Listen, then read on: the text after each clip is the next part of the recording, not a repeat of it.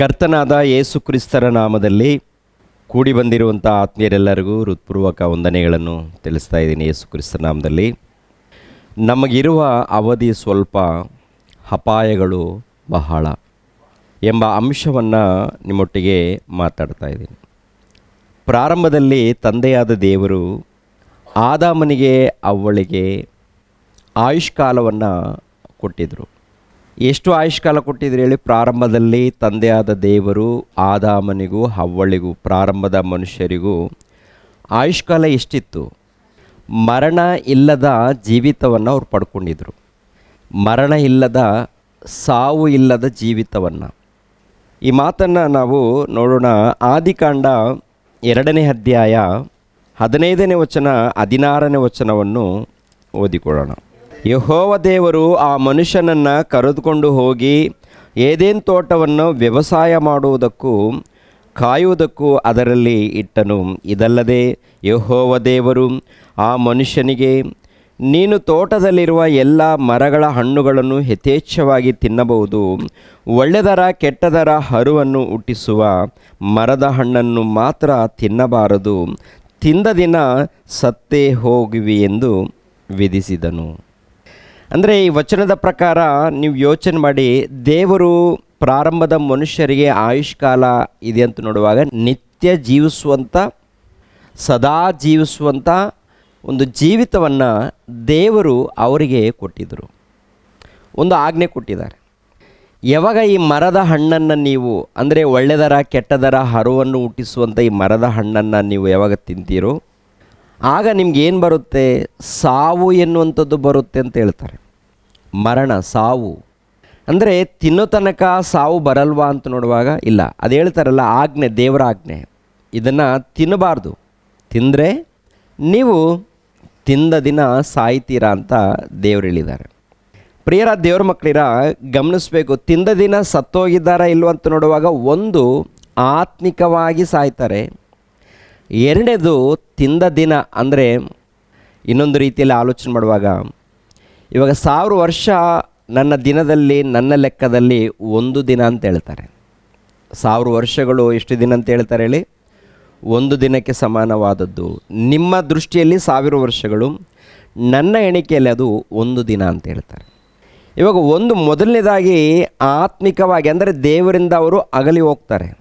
ಯಾವಾಗ ತಿಂತಾರೋ, ಯಾವಾಗ ದೇವರ ಆಜ್ಞೆಯನ್ನು ಮೀರ್ತಾರೋ, ದೇವರ ಆಜ್ಞೆಯನ್ನು ಮೀರಿ ಈ ಹಣ್ಣನ್ನು ತಿಂತಾರೆ, ಅವತ್ತು ಏನಾಗುತ್ತೆ ಗೊತ್ತಾ? ದೇವರಿಂದ ದೂರ ಆಗ್ತಾರೆ. ಸಾವು ಅಂದರೆ ದೇವರಿಂದ ದೂರ ಆಗುವಂಥದ್ದು. ಎರಡನೇದು, ತಿಂದ ದಿನವೇ ಸತ್ತೋಗಿದ್ದಾರಂತ ನೋಡುವಾಗ, ದೇವರ ದಿನದಲ್ಲಿ, ಅಂದರೆ ಒಂದು ಮನುಷ್ಯರಿಗೆ 1000 ದಿನಗಳು ಅಂತೇಳಿ ಅಂದ್ಕೊಳ್ಳೋಣ. ಈ 1000 ದಿನಗಳು ದೇವರ ದೃಷ್ಟಿಯಲ್ಲಿ ನೋಡುವಾಗ ಒಂದು ದಿನ ಅಂತ ಹೇಳ್ತಾರೆ. ಈ ಪ್ರಕಾರ ಕೂಡ ಯೋಚನೆ ಮಾಡಿದ್ರೆ ತಿಂದ ದಿನದಲ್ಲೇ ಸತ್ತೋಗಿದ್ದಾರೆ. ಮೊದಲನೇದಾಗಿ ಆತ್ಮಿಕವಾಗಿ ಸತ್ತೋಗಿದ್ದಾರೆ, ಎರಡನೇದಾಗಿ ಭೌತಿಕವಾಗಿ ಕೂಡ ಅವತ್ತೇ ಸಾಯ್ತಾರೆ ದೇವರ ದೃಷ್ಟಿಯಲ್ಲಿ. ಅಂದರೆ ಶಾಶ್ವತವಾದಂಥ ಜೀವಿತ ಕಾಲವನ್ನು ಅವರಿಗೆ ಕೊಟ್ಟಿದ್ದರು. ಸದಾ ಜೀವಿಸುವಂಥ ಆಯುಷ್ಕಾಲವನ್ನು ದೇವರು ಅವರಿಗೆ ಕೊಟ್ಟಿದ್ದರು. ಪ್ರಿಯರ ದೇವ್ರ ಮಕ್ಕಳಿಗೆ ಕೊಡೋದಕ್ಕೆ ಸಾಧ್ಯ ಆಗುತ್ತಾ ಇಲ್ವಾ? ಅವ್ರಿಗೆ ಆಗುತ್ತಾ? ದೇವ್ರಿಗೆ ಸಂಪೂರ್ಣ ಸಾಧ್ಯ. ನೋಡಿ, ಕೋಟ್ಯಾನುಕೋಟಿ ವರ್ಷಗಳಿಂದ ಅಂದಿನಿಂದ ಇಂದಿನವರೆಗೆ ಸೂರ್ಯನ ಉರಿತಾ ಇದ್ದಾನೆ ಇಲ್ವಾ? ಎಲ್ಲಾದರೂ ಕಡಿಮೆ ಆಗಿದೆಯಾ? ಸೂರ್ಯನಿಗೆ ಶಕ್ತಿ ಕೊಟ್ಟವ್ರು ಯಾರು? ದೇವರು, ಹೌದಲ್ವ? ಅದೇ ಪ್ರಕಾರ ಚಂದ್ರನಾಗಿರ್ಬೋದು, ಭೂಮಿ ಸುತ್ತುತ್ತಾ ಇದೆ. ಭೂಮಿ ಕೂಡ ಈ ಶೂನ್ಯದಲ್ಲಿ ಸುತ್ತುತ್ತಾ ಇದೆ. ಅದು ಕೂಡ ಕೆಲಸ ಮಾಡ್ತಾ ಇದೆಯಾ? ಹೌದು ಪ್ರಿಯರೇ. ಯಾವಾಗ ಉಂಟಾಗಿದೆಯೋ ಅಂದಿನಿಂದ ಇಂದಿನವರೆಗೆ ಅದು ಕೆಲಸ ಮಾಡ್ತಾನೇ ಇದೆ. ಯಾವತ್ತಾದರೂ ಒಂದು ದಿನ ರಜೆ ತೊಗೊಂಡಿದೆಯಾ? ಭೂಮಿ ರಜೆ ತೊಗೊಂಡ್ರೆ ಮನುಷ್ಯರು ಇರ್ತಾರಾ? ಎಲ್ಲಿರ್ತಾರೆ? ಮುಗೀತು. ಆದರೆ ಈ ಸೃಷ್ಟಿಯಲ್ಲಿ ಯಾವುದು ಕೂಡ ನಿಲ್ಲಿಲ್ಲ, ಪ್ರತಿನಿತ್ಯ ಕೆಲಸ ಮಾಡ್ತಾನೇ ಇದೆ ದೇವ್ರ ಮಾತಿಗೆ ಒಳಪಟ್ಟು. ಅದೇ ಪ್ರಕಾರ ದೇವರ ಮಾತಿಗೆ ಒಳಪಟ್ಟು ಯಾವ ತಪ್ಪು ಮಾಡದೆ ಇದ್ದಿದ್ದರೆ ಮನುಷ್ಯನು ಕೂಡ ಸದಾ ಕಾಲ ಜೀವಿಸ್ತಾ ಇದ್ದರು. ಅಂದರೆ ಭೂಮಿ ಮೇಲೆ ಮನುಷ್ಯರು ಹುಟ್ಟುತ್ತಾ ಇದ್ದರು. ಯಾಕೆಂದರೆ ಹಣ್ಣನ್ನು ತಿನ್ನೋದಕ್ಕಿಂತ ಮುಂಚಿತವಾಗಿ ಆಶೀರ್ವಾದ ಮಾಡಿದ್ದಾರೆ. ಏನು ಆಶೀರ್ವಾದ ಮಾಡಿದ್ದಾರೆ? ನೀವು ಭೂಮಿಯನ್ನು ತುಂಬಿಸಿರಿ ಅಂತೇಳಿ, ಬಹು ಸಂತಾನವುಳ್ಳವರಾಗಿ. ಹಣ್ಣನ್ನು ತಿಂದ ಮೇಲೆ ಆಶೀರ್ವಾದ ಮಾಡಿದ್ದಾರಾ? ಹಣ್ಣನ್ನು ತಿನ್ನೋದಕ್ಕಿಂತ ಮುಂಚಿತವಾಗಿ ಆಶೀರ್ವಾದ ಮಾಡಿದ್ದಾರಾ? ಮುಂಚಿತವಾಗಿ ಆಶೀರ್ವಾದ ಮಾಡಿದ್ದಾರೆ. ಅಂದರೆ ಹಣ್ಣನ್ನು ತಿಂದ ಮೇಲೆ ಅವರು ಪಾಪ ಮಾಡಿದ್ದಾರೆ. ಅಂದರೆ ಲೋಕದಲ್ಲಿ ಕೆಲವರು ಏನಂದುಕೊಳ್ತಾರೆ ಅಂದರೆ, ಹಣ್ಣನ್ನು ತಿಂದ ಮೇಲೆ ಈ ಕಾಮಕೋರಿಕೆ ಅನ್ನೋದು ಬಂದಿದೆ, ಗಂಡ ಹೆಂಡತಿ ಕೂಡುವಂಥ ಪದ್ಧತಿ ಬಂದಿದೆ ಅಂದ್ಕೊಳ್ತಾರೆ. ಇಲ್ಲ ಪ್ರಿಯರೇ, ಮುಂಚಿತವಾಗಿಯೇ ಬಹು ಸಂತಾನ ಉಳ್ಳವರಾಗಿ ಹೆಚ್ಚಿರಿ ಅಂತ ಹೇಳ್ತಾರಲ್ಲ. ಬಹು ಸಂತಾನ ಉಳ್ಳವರಾಗಿ ಹೆಚ್ಚಬೇಕಾದ್ರೆ ಏನು ಮಾಡಬೇಕು, ಏನು ನಡಿಬೇಕು? ಅವ್ರ ಮಧ್ಯದಲ್ಲಿ ದಾಂಪತ್ಯ ಅನ್ನೋದು ಖಂಡಿತವಾಗಿ ನಡಿಲೇಬೇಕು. ಇವಾಗ ಇಬ್ರಿಯರಿಗೆ ಬರೆದ ಪತ್ರಿಕೆಯಲ್ಲಿ ನೋಡುವಾಗ ಗಂಡ ಹೆಂಡತಿ ಸಂಬಂಧ ನಿಷ್ಕಳಂಕವಾಗಿರಬೇಕು, ದಾಂಪತ್ಯವು ಮಾನ್ಯವಾದದ್ದೆಂದು ಎಲ್ಲರೂ ಎಣಿಸಬೇಕು ಅಂತ ಹೇಳ್ತಾರೆ. ಯಾರ ಮಾತದು? ದೇವರ ಮಾತು. ಅಂದರೆ ದೇವರ ಮೂಲಕ ಬಂದಿರುವಂಥ ಗಂಡ ಹೆಂಡತಿ ಸಂಬಂಧ ಇದೆಯಲ್ಲ, ಅದು ಕೆಟ್ಟದ್ದಲ್ಲ, ಅದರಲ್ಲಿ ಕೆಟ್ಟದಿಲ್ಲ. ಯಥಾರ್ಥವಾಗೋದಾಗ ಪ್ರಾರಂಭದಲ್ಲಿ ಗಂಡ ಹೆಂಡತಿ ಅವ್ರ ಮೂಲಕ ಬಹಳ ಮಂದಿ ಮಕ್ಕಳನ್ನು ಪಡಿಬೇಕು ಅಂತೇಳಿ ದೇವರ ಉದ್ದೇಶ ಆಗಿರುವಾಗ, ಅದು ಕೂಡ ಏನ್ರಿ ಒಳ್ಳೆಯವರಾಗಿ ಇರಬೇಕನ್ನೋದೇ ದೇವರ ಉದ್ದೇಶ. ಪರಿಶುದ್ಧರಾಗಿ ನೀತಿವಂತರಾಗಿ ಇರಬೇಕೆನ್ನುವಂಥದ್ದೇ ದೇವರ ಉದ್ದೇಶ. ಯಾವಾಗ ಇವರು ಹಣ್ಣನ್ನು ತಿಂದು ಪಾಪ ಮಾಡ್ತಾರೋ ಅವಾಗ ಏನು ತಂದುಕೊಳ್ತಾರೆ ಹೇಳಿ? ಮರಣವನ್ನು ತಂದುಕೊಳ್ತಾರೆ, ಮರಣವನ್ನು. ಯಾಕೆಂದರೆ ದೇವರ ಚಿತ್ತ ಭೂಲೋಕದಲ್ಲಿ ಅನೇಕ ಮಂದಿ ಮಕ್ಕಳನ್ನು ಪಡೀರಿ ಅನ್ನುವಂಥದ್ದು ದೇವರ ಚಿತ್ತ ಇರುತ್ತೆ. ಆ ಚಿತ್ತವನ್ನು ಅರ್ಥ ಮಾಡಿಕೊಳ್ಳದೆ ದಾರಿ ತಪ್ಪಿ ಹೋಗ್ತಾರೆ. ಒಂದು ರೀತಿಯಲ್ಲಿ ಪಾಪ ಬರುತ್ತೆ. ಪಾಪ ಬಂದ ಮೇಲೆ ಆಯುಷ್ಕಾಲ ಎಷ್ಟಕ್ಕೆ ಬರುತ್ತೆ ಹೇಳಿಮ್ಮ? ಎಷ್ಟಕ್ಕೆ ಬರುತ್ತೆ ಆಯುಷ್ಕಾಲ? ಅಂದರೆ ಶಾಶ್ವತವಾಗಿ ಬದುಕುವಂಥ ಜೀವಿತವನ್ನು ಪಡ್ಕೊಂಡಂಥ ಅವರು 1000 ವರ್ಷಕ್ಕೆ ತಂದುಕೊಳ್ತಾರೆ. ಎಷ್ಟು ವರ್ಷ ಕೊಟ್ಟಿದ್ದಾರೆ? 1000 ವರ್ಷ. ಅಂದರೆ ಪ್ರಾರಂಭದ ಮನುಷ್ಯರು 669 ವರ್ಷದವರೆಗೆ ಜೀವಿಸಿದ್ದಾರೆಂದು ನಾವು ಬೈಬಲಲ್ಲೂ ನೋಡ್ತೀವಿ. ಅಂದರೆ ಇಂಚುಮಿಂಚು ಒಂದು 1000 ವರ್ಷ ಅಂದುಕೊಳ್ಳೋಣ. ಪ್ರಾರಂಭದಲ್ಲಿ ಮನುಷ್ಯರಿಗೆ ಆಯುಷ್ಕಾಲ 1000 ವರ್ಷ ಅಂದುಕೊಳ್ಳೋಣ. ಈ 1000 ವರ್ಷ ಪಡ್ಕೊಂಡಂಥ ಅವರು ದೇವರನ್ನೇನಾದರೂ ಮಹಿಮೆ ಪಡಿಸುವಂಥ ಕೆಲಸ ಮಾಡಿದ್ದಾರಾ ಅಂತ ನೋಡುವಾಗ, ದೇವರು ದುಃಖ ಪಡುವಂಥ ಕೆಲಸವನ್ನೇ ಅವರು ಮಾಡಿರುವಂಥದ್ದು ಬೈಬಲ್ ಗ್ರಂಥದಲ್ಲಿ ನಾವು ನೋಡ್ತೀವಿ. 1000 ವರ್ಷ ಪಡ್ಕೊಂಡಾಗ ಯೋಚನೆ ಮಾಡಬೇಕು, ಜನರು ಯೋಚನೆ ಮಾಡಬೇಕು. ಯೋಚನೆ ಇಲ್ಲ. ಆಗಿರೋಂಥ ಪ್ರಾರಂಭದಲ್ಲಿದ್ದಂಥ ಮನುಷ್ಯರೇ ಹೇಗಿದ್ದಾರಂತ ನೋಡ್ತೀವಿ. ಯೇಸು ಕ್ರಿಸ್ತರು ಕೂಡ ಹೇಳ್ತಾರೆ, ನೋಹಾನನ ಕಾಲದಲ್ಲಿ ಜನರು ಮದುವೆ ಮಾಡಿಕೊಳ್ತಾ ಇದ್ದರು, ತಿಂತಾಯಿದ್ರು, ಕುಡಿತಾಯಿದ್ರು, ಇಷ್ಟ ಬಂದಾಗಿ ನಡ್ಕೊಳ್ತಾ ಇದ್ದರು ಅಂತೇಳಿ. ಅಂದರೆ ದೇವರನ್ನು ಬಿಟ್ಟಿದ್ದಾರೆ. ದೇವರ ಇಷ್ಟವನ್ನು ಅರ್ಥ ಮಾಡಿಕೊಳ್ಳದೆ ತಿನ್ನೋದು, ಕುಡಿಯೋದು, ಮದುವೆ ಮಾಡಿಕೊಳ್ಳೋದು, ಅದು ಕೂಡ ಏನು ಇಷ್ಟ ಬಂದ ಹಾಗೆ. ಅದಕ್ಕೆ ಆದಿಕಾಂಡ 6ನೇ ಅಧ್ಯಾಯದಲ್ಲಿ ಆ ಮಾತನ್ನು ಹೇಳ್ತಾರೆ. 6ನೇ ಅಧ್ಯಾಯ 3ನೇ ವಚನವನ್ನು ನೋಡೋಣ ಪ್ರಿಯರೇ. ಆದಿಕಾಂಡ 6ನೇ ಅಧ್ಯಾಯ 3ನೇ ವಚನವನ್ನು. ಆಗ ಯೆಹೋವನು, ನನ್ನ ಆತ್ಮವು ಮನುಷ್ಯರಲ್ಲಿ ಶಾಶ್ವತವಾಗಿರುವುದಿಲ್ಲ, ಅವರು ಭ್ರಷ್ಟರಾದದರಿಂದ ಮರ್ತ್ಯರೇ, ಅವರ ಆಯುಷು 120 ವರ್ಷವಾಗಿರಲಿ ಅಂದನು. 120 ವರ್ಷವಾಗಿರಲಿ. ನೋಡಿ, ಆ ಕಾಲದಲ್ಲಿ ಪ್ರಿಯರಾದ ದೇವರ ಮಕ್ಕಳಿಗೆ ಈ 6ನೇ ಅಧ್ಯಾಯ 1ನೇ ವಚನದಿಂದ ನೋಡ್ಕೊಂಡು ಬಂದಾಗ ಅವರಿಗೆ ಇಷ್ಟ ಬಂದ ಹಾಗೆ, ಅವ್ರಿಗೆ ಯಾರು ಇಷ್ಟ ಆಗಿದ್ದಾರೆ ಅವ್ರನ್ನ ಮದುವೆ ಮಾಡಿಕೊಳ್ಳೋದು ಅಂತೇಳಿ, ಮದುವೆ ಮಾಡಿಕೊಳ್ಳೋದು. ಅದ್ರ ಜೊತೆಗೆ ಅನೇಕ ಪಾಪಗಳು. ಇವಾಗ ದೇವರೇ ನೋಡಿ ಆ ಮಾತು ಹೇಳ್ತಾರೆ. ಏನು ಹೇಳ್ತಾರೆ ಗೊತ್ತಾ? ಮನುಷ್ಯರು ಭ್ರಷ್ಟರಾಗಿದ್ದಾರೆ ಅಂತ ಹೇಳ್ತಾರೆ. ಏನಾಗಿದ್ದಾರಂತೆ? ಭ್ರಷ್ಟರು ಅಂತ. ಮನುಷ್ಯರು ಭ್ರಷ್ಟರಾಗಿದ್ದಾರಂತೇಳಿ ದೇವರೇ ಹೇಳಿರುವಾಗ ಎಷ್ಟು ರೀತಿಯಲ್ಲಿ ಭ್ರಷ್ಟರಾಗಿರ್ಬೋದು ನೀವು ಆಲೋಚನೆ ಮಾಡಬೇಕು. ಯಾಕೆಂದರೆ ಈ ಕಾಯಿನನ ವಿಷಯದಲ್ಲಿ ಒಂದು ಮಾತು ಹೇಳಿರ್ತಾರೆ. ಕಾಯಿನನ ವಿಷಯದಲ್ಲಿ ಏನು ಹೇಳಿರ್ತಾರೆ ಹೇಳಿ? ಕಾಯಿನನು ಏಬೇಲನನ್ನು ಕೊಂದದಕ್ಕಾಗಿ ಅವನು ಶಾಪ ತಂದುಕೊಳ್ತಾನೆ.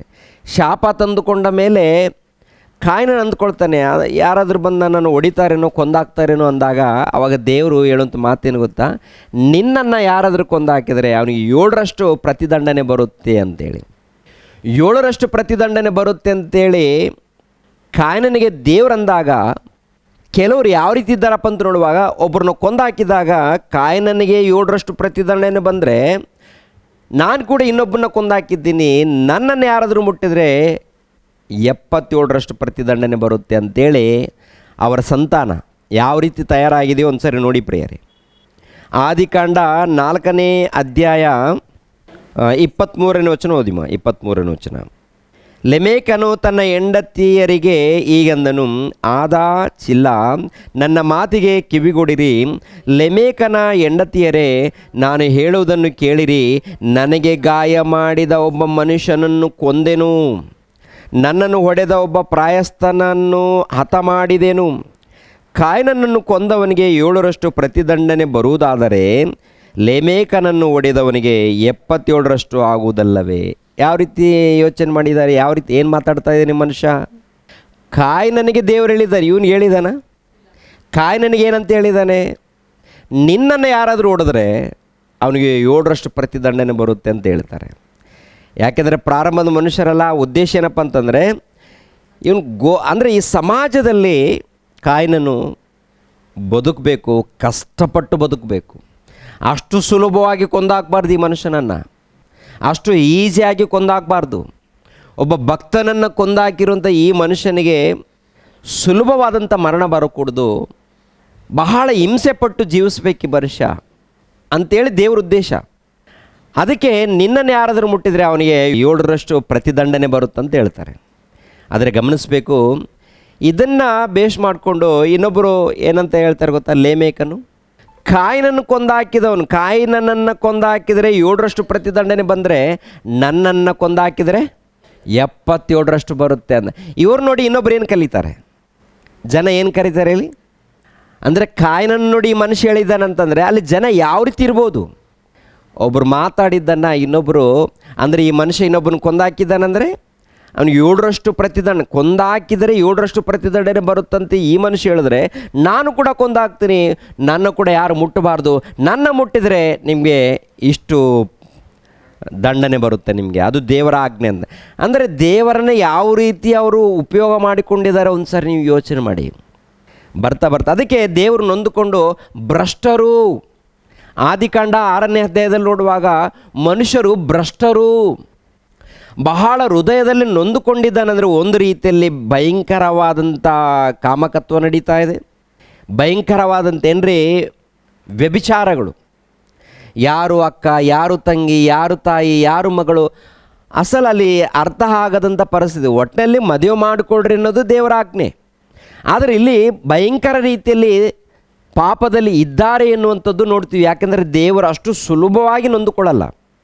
ಮೊದಲನೇದಾಗಿ ಅವಕಾಶ ಕೊಡ್ತಾರೆ, ನೋಡ್ತಾರೆ, ಬಹಳ ನೊಂದುಕೊಂಡಿದ್ದಾರೆ. ಅಂದರೆ ಪ್ರಿಯರಾದ ದೇವರ ಮಕ್ಕಳೇ, ಅದು ಕೂಡ ಜಲಪ್ರಳಯ ತರಿಸಿ ನೀರಿನ ಮೂಲಕ ನಾಶ ಮಾಡೋದಕ್ಕೆ ದೇವರೇ ಸಿದ್ಧರಾಗ್ತಾ ಇದ್ದಾರೆ ಅಂದಾಗ ಅಲ್ಲಿ ಜನರು ಎಷ್ಟು ಕೆಟ್ಟೋಗಿದ್ದಾರೋ ಒಂದು ಸರಿ ವಿಚಾರ ಮಾಡಿ. ಭಯಂಕರವಾಗಿ 6ನೇ ಅಧ್ಯಾಯದಲ್ಲಿ ನೋಡ್ತೀವಿ, ಆದಿಕಾಂಡದಲ್ಲಿ. ಅಂಶದ ಹೆಸರೇನು? ನಮಗಿರುವ ಅವಧಿ ಸ್ವಲ್ಪ, ಅಪಾಯಗಳು ಬಹಳ. ಅಂದರೆ ಪ್ರಾರಂಭದಲ್ಲಿ ಆಯುಷ್ಕಾಲವನ್ನು ಪಡ್ಕೊಂಡಿದ್ರು, ಏನಾಯ್ತಪ್ಪ ಅಂತ ನೋಡುವಾಗ ಅದನ್ನು ಕಳ್ಕೊಳ್ತಾರೆ.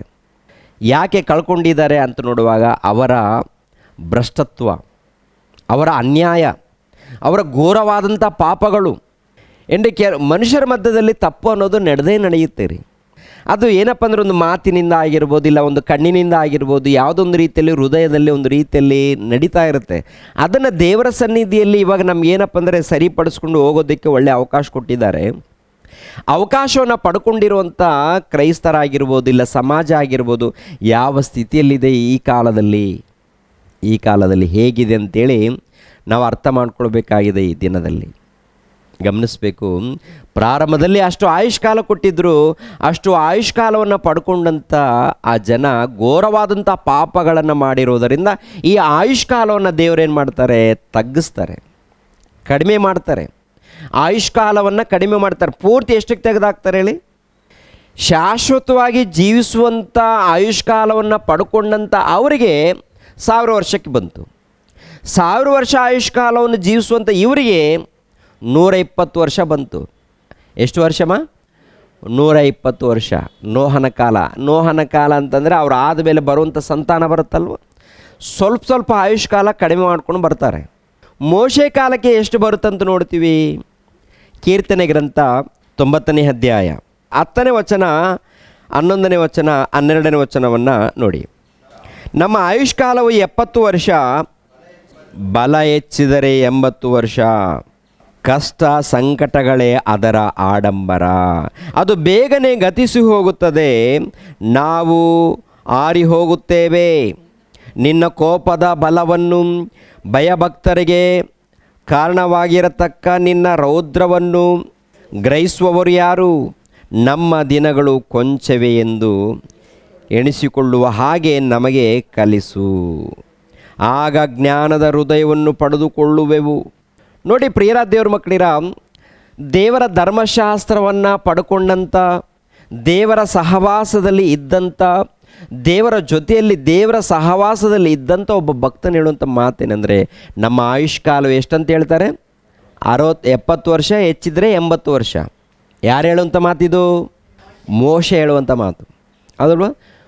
ಪ್ರವಾದಿಯಾಗಿರುವಂಥ ಇವರು ದೇವರ ಸಹವಾಸದಲ್ಲಿದ್ದಾರೆ, ಧರ್ಮಶಾಸ್ತ್ರವನ್ನು ಪಡೆದಿದ್ದಾರೆ, ಹೌದಲ್ವ? ಅಂದರೆ ದೇವರ ಸಹವಾಸ, ದೇವರ ಜೊತೆಯಲ್ಲಿ ದೇವರ ಸಹವಾಸದಲ್ಲಿದ್ದಂಥ ಆ ವ್ಯಕ್ತಿ ಹೇಳುವಂಥ ಮಾತು. ಎಷ್ಟು ಆಯುಷ್ಕಾಲ ಅಂದ್ಕೊಂಡಿದ್ದೀರಾ? 70 ವರ್ಷ, 80 ವರ್ಷ. ಅದು ಕೂಡ ಹೇಗಿದೆ ಈ ಲೋಕದಲ್ಲಿ? ಸುಖ ಇದೆಯಾ? ಸುಖ ಇದೆಯಾ? ಕಷ್ಟ ಇದೆಯಾ? ಆಗಿನ ಕಾಲದಲ್ಲೇ ಒಂದು ರೀತಿಯಲ್ಲಿ ಕಷ್ಟ ಇದೆ, ಏನಿಲ್ಲ ಇದರಲ್ಲಿ, ಜೀವನದಲ್ಲಿ ಏನೂ ಇಲ್ಲ. ಅಂದರೆ ಸುಮ್ಮನೆ ನೀವು ಪ್ರಯಾಸ ಪಡ್ತಾ ಇದ್ದೀರಾ ಈ ಲೋಕದಲ್ಲಿ. ಏನೋ ಸಾಧನೆ ಮಾಡಬೇಕು, ಏನೋ ಕೂಡಿಟ್ಕೊಳ್ಬೇಕು, ಏನೋ ಸಂಪಾದನೆ ಮಾಡ್ಕೊಳ್ಬೇಕು ಅಂಥೇಳಿ ಉದ್ಯೋಗ ಮಾಡೋಣ, ಯಾಕೆಂದರೆ ಬೇಕಲ್ಲ ಬದುಕೋದಕ್ಕೆ. ಉದ್ಯೋಗ ಮಾಡೋಣ, ಸಂಪಾದನೆ ಮಾಡಿಕೊಳ್ಳೋಣ. ಆದರೆ ಉದ್ದೇಶ ಏನಾಗಿರಬೇಕು? ನಮ್ಮ ಉದ್ದೇಶ ಏನಾಗಿರಬೇಕು? ನಿತ್ಯ ಜೀವ ಆಗಿರಬೇಕಲ್ಲ. ನಮ್ಮ ಉದ್ದೇಶ ದೇವರಾಗಿರಬೇಕು, ನಮ್ಮ ಉದ್ದೇಶ ನಿತ್ಯ ಜೀವ ಆಗಿರಬೇಕು, ನಮ್ಮ ಉದ್ದೇಶ ಪರಲೋಕ ಆಗಿರಬೇಕು. ಆದರೆ ಈ ಲೋಕದಲ್ಲಿ ಪ್ರಿಯರ ದೇವರ ಮಕ್ಕಳಿರ, ನಮ್ಮ ಉದ್ದೇಶಗಳೇನಿದೆ ಗೊತ್ತಾ? ಸಂಪಾದನೆ. ಇಲ್ಲಿವರೆಗೆ ಸೇವಕರು ಮಾತಾಡಿದ್ರು, ಇವಾಗ ಫಾರಿನ್ಗೆ ಹೋಗ್ತಾರೆ, ಅಲ್ಲಿ ಹೋಗ್ತಾರೆ, ಇಲ್ಲಿ ಹೋಗ್ತಾರೆ. ಯಾಕೆ? ಮನೆಗಳನ್ನು ಇಲ್ಲಿ ಭೂಲೋಕದಲ್ಲೇ 60 ವರ್ಷ 70 ವರ್ಷ ಬದುಕೋದಕ್ಕೆ ಈ ಸಂಪಾದನೆಗೋಸ್ಕರ. ಇದಲ್ಲ, ಪರಲೋಕದಲ್ಲಿ ಮನೆ ಮಾಡ್ಕೊಳ್ಬೇಕಲ್ಲ. ಪರಲೋಕದಲ್ಲಿ ಮನೆ ಮಾಡ್ಕೊಳ್ಬೇಕಂದಾಗ ಅದಕ್ಕೆ ತಕ್ಕ ಹಾಗೆ ಜ್ಞಾನ ಇರಬೇಕು. ಈ ಲೋಕದಲ್ಲಿ ಕೂಡಿಟ್ಕೊಳ್ಬೇಕಂದಾಗ ಏನ್ರಿ? ಬುದ್ಧಿಜ್ಞಾನ, ಲೌಕಿಕವಾದಂಥ ಬುದ್ಧಿಜ್ಞಾನ ಇರಬೇಕು. ಪರಲೋಕದಲ್ಲಿ ಮನೆಯನ್ನು ಸಂಪಾದನೆ ಮಾಡ್ಕೋಬೇಕು, ಅಲ್ಲಿ ಸ್ಥಳವನ್ನು ಕೂಡಿಟ್ಕೊಳ್ಬೇಕು ಅಂದಾಗ ಈ ಪರಲೋಕಕ್ಕೆ ಸಂಬಂಧಪಟ್ಟಂಥ ಬುದ್ಧಿಜ್ಞಾನ ಇರಬೇಕಾ? ಆತ್ಮಿಕವಾದಂಥ ಜ್ಞಾನ ಇರಬೇಕಾ? ಇರಬೇಕು. ಆದರೆ ಏನಿದೆ ಲೋಕದಲ್ಲಿ? ಹೋಗಲಿ, ಇಸ್ರಾಯೇಲ್ ಜನಾಂಗದವ್ರಿಗಿದೆಯಾ? ಇಸ್ರಾಯೇಲ್ ಜನಾಂಗದವರು ಎಲ್ಲೋ ಒಬ್ಬರು ಭಕ್ತರು ಇದ್ದಾರೆ, ಅಲ್ಲಲ್ಲಿ ಒಳ್ಳೆ ಭಕ್ತರಿದ್ದಾರೆ. ಒಳ್ಳೆ ಭಕ್ತರು ಇದ್ದಿದ್ದರಿಂದನೇ ನಮ್ಮ ಬಳಿಯಲ್ಲಿ ಸತ್ಯವೇದ ಗ್ರಂಥ. ಏನ್ರಿ, ಭಕ್ತರಿಲ್ಲದೆ ಹೋದರೆ ಪ್ರಿಯರ ದೇವ್ರ ಮಕ್ಕಳಿರ, ಒಂದು ಸರಿ ಯೋಚನೆ ಮಾಡಿ. ಭಕ್ತರು ಆಗಿನ ಕಾಲದಿಂದ ಅಲ್ಲೊಬ್ಬರು ಇಲ್ಲೊಬ್ಬರು ಒಳ್ಳೆ ಭಕ್ತರಿದ್ದಾರೆ, ದೇವರಿಗೆ ವಿಧೇಯರಾದಂಥವರು, ದೇವರಿಗೆ ತಲೆ ಬಾಗಿಸಿದವರು. ಅದಕ್ಕೆ ದೇವರು ಏನು ಮಾಡ್ತಾರೆ? ಯಾರು ಭಕ್ತರಾಗಿದ್ದಾರೋ, ವಿಧೇಯರಾಗಿದ್ದಾರೋ ಅವ್ರ ಮೂಲಕ ಗ್ರಂಥವನ್ನು ಬರೆಸಿ ಭದ್ರವಾಗಿ ಕಾಪಾಡಿಕೊಂಡು ಬಂದಿದ್ದಾರೆ. ಇವಾಗ ನಿಮ್ಮ ಬಳೆ, ನಮ್ಮ ಬಳೆ ಸತ್ಯವೇದ ಗ್ರಂಥ ತಲುಪಿದೆ ಅಂದರೆ ಏನ್ರಿ? ಪ್ರವಾದಿಗಳು ಇಲ್ಲಾಂದರೆ ಭಕ್ತರ ಪ್ರಾಣ ತ್ಯಾಗ ಇದೆ ರೀ. ಅವರ ಪ್ರಾಣ ತ್ಯಾಗ, ಅವರ ಜೀವಿತ ಬಲಿಯಾಗಿದೆ ನಮ್ಮ ಬಳಿಗೆ ಬರಬೇಕಾದ್ರೆ. ಇಲ್ಲಿ ನಾವು ನೋಡಿದ್ದೇವೆ, ಆಯುಷ್ಕಾಲ ಎಷ್ಟಿಗೆ ಇಳಿದಿದೆ ಹೇಳಿ ಪ್ರಿಯರೇ? 70 ವರ್ಷ, ಅಧಿಕ ಬಲವಿದ್ದರೆ 80 ವರ್ಷ. ಅದನ್ನು ಕೂಡ ಹೇಗಿದೆ ಅಂತ ಹೇಳ್ತಾರೆ ಅವರು? ಕಷ್ಟ ಸಂಕಟಗಳೇ ಅದರ ಆಡಂಬರ, ಅದನ್ನು ಬೇಗ ಗತಿಸಿ ಹೋಗುತ್ತದೆ. ಪ್ರಿಯರ ದೇವ್ರ ಮಕ್ಕಳಿರ, 4 ಮಂದಿ ಇದೆಯೋ ಅಂತ ತಿಳ್ಕೊಳ್ಳಿ, ಅಲ್ಲಿ ಕೂಡ ಎಷ್ಟೋ ಕಷ್ಟಗಳಿರುತ್ತಾರೆ. ಕಿರಿಕಿರಿ, ಮಾನಸಿಕವಾದಂಥ ವೇದನೆ ಇದೆ, ಕಷ್ಟಗಳಿದೆ, ಬಾಧೆಗಳಿದೆ. ಊಟ ಮಾಡಿದ್ರೂ ತೃಪ್ತಿ ಇಲ್ಲ, ಸಮಾಧಾನ ಇಲ್ಲ. ಆ ರೀತಿ ಲೋಕ ಇದೆ. ಒಂದು ಕಾಲದಲ್ಲಿ ಮೋಶೆ ಇದ್ದಂಥ ಕಾಲದಲ್ಲೇ ಹೇಳ್ತಾರೆ ಕಷ್ಟ ಸಂಕಟಗಳಿದೆ ಅಂತೇಳಿ. ಮತ್ತು ಈಗಿನ ಕಾಲದಲ್ಲಿ ಸುಖ ಇದೆಯಾ? ಸುಖ ಎಷ್ಟಿದೆ ಹೇಳಬೇಕು? ಸುಖ ಎಷ್ಟಿದೆ? ಬಹಳ ಸ್ವಲ್ಪ.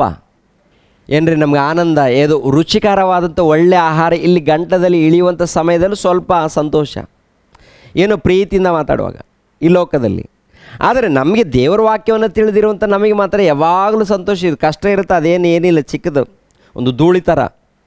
ಏನ್ರಿ, ಕಷ್ಟ ಬರ್ತಾ ಇರುತ್ತಲ್ಲ, ಇದೆಲ್ಲ ಚಿಕ್ಕದು, ಬರ್ತಾ ಇರುತ್ತೆ ಹೋಗ್ತಾ ಇರುತ್ತೆ ಅಂತೇಳಿ ನಿಜವಾದ ಭಕ್ತರಿಗೆ ಅರ್ಥ ಆಗುತ್ತೆ. ಏನೇ ಬರಲಿ, ಪಕ್ಕದಲ್ಲಿ ಭೂಕಂಪ ನಡೆದ್ರು ಬರ್ತೆ ಬಿಡು, ಪಕ್ಕದಲ್ಲಿ ಭೂಕಂಪ ಬಂದರೂ ಕೂಡ ಈ ಮನುಷ್ಯ ಹೆಂಗಿರ್ತಾನೆ ಹೇಳಿ? ಇವತ್ತೇ ಸಾಯಲಿ, ದೇವ್ರು ಕರೀತಾರೆ, ಹೋಗೋಣ ರೆಡಿ. ಭಕ್ತರು ಹಾಗೇ ಇರ್ತಾರೆ. ಪೌಲನಂತಾರಲ್ಲ, ಏನಂತಾರೆ ಹೇಳಿ? ಬದುಕಿದರೆ ಕ್ರಿಸ್ತನು, ಸತ್ತರೆ ಲಾಭ. ಅಂದರೆ ಸತ್ತರೆ ಲಾಭ ಎನ್ನುವಂಥ ಮಾತು ನುಡಿಬೇಕಾದ್ರೆ ನಿಜವಾದ ಭಕ್ತರಿಗೆ ಮಾತ್ರ ಇದು ಸಾಧ್ಯ ಆಗುತ್ತೆ. ಎಲ್ಲರಿಗೂ ಸಾಧ್ಯ ಆಗಲ್ಲ, ಎಲ್ಲರಿಗೆ ಈ ಮಾತು ಹೇಳೋಕ್ಕಾಗಲ್ಲ. ಸತ್ತು ನಾನು ಎಲ್ಲಿಗೆ ಹೋಗ್ತೀನಿ ಅಂತೇಳಿ ಭಯ ಇರುತ್ತೆ ಎಲ್ಲರಿಗೂ. ಯಥಾರ್ಥವಾಗಿ ನ್ಯಾಯವಾಗಿ ಯಾರು ನಿಂತ್ಕೊಳ್ತಾರೋ, ಇವತ್ತೇ ನನಗೆ ಮರಣ ಬರಲಿ, ನನಗೆ ಭಯ ಇಲ್ಲ ಅಂತ ಹೇಳ್ತಾರೆ. ಇವತ್ತೇ ಜಸ್ಟ್ ಇವಾಗ ನಿಂತ್ಕೊಂಡಂಥ ಸ್ಥಳದಲ್ಲಿ ಕೂಡ ಯಾವಾಗ ಪಾಪ ಮಾಡಿರ್ತಾರೋ ಆವಾಗ ಭಯ ಇರುತ್ತೆ. ಭಕ್ತರು ಕೂಡ ಏನ್ರಿ, ಭಕ್ತರು ಕೆಲವರು ತಪ್ಪು ಮಾಡಿದಾಗ ನಡುಗು ಹೃದಯದಲ್ಲಿ ಏನಾದರೂ ಅಪಾಯ ಬರುತ್ತೇನೋ, ಏನಾದರೂ ನಡೆಯುತ್ತೇನೋ, ದೇವಾ ನಾನು ಸರಿಪಡಿಸ್ಕೊಳ್ತೀನಿ, ನನಗೆ ಸಮಯ ಕೊಡಿ ಅಂತ. ನಿಜ ಪ್ರಿಯರೇ, ನಿಜವಾದ ಭಕ್ತರು, ಯಥಾರ್ಥವಾದಂಥ ಭಕ್ತರು. ನೋಡಿ ಇಲ್ಲಿ ಮೋಶೆ ಹೇಳುವಂಥ ಮಾತು ಗಮನಿಸಬೇಕು.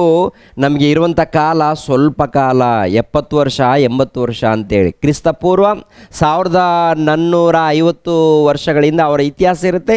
ಅವರ ಇತಿಹಾಸ ಕಾಲದಲ್ಲಿ ಅವರು ಹೇಳ್ತಾರೆ, ದಾವೀದನ ಕಾಲದಲ್ಲಿ ಹೇಳಿರುವಂಥ ಮಾತೇನು? ದಾವೀದನ ಕಾಲ ಕ್ರಿಸ್ತಪೂರ್ವ 1000 ವರ್ಷ, ಮೋಶೆ ಕಾಲ ಕ್ರಿಸ್ತಪೂರ್ವ 1500 ವರ್ಷ.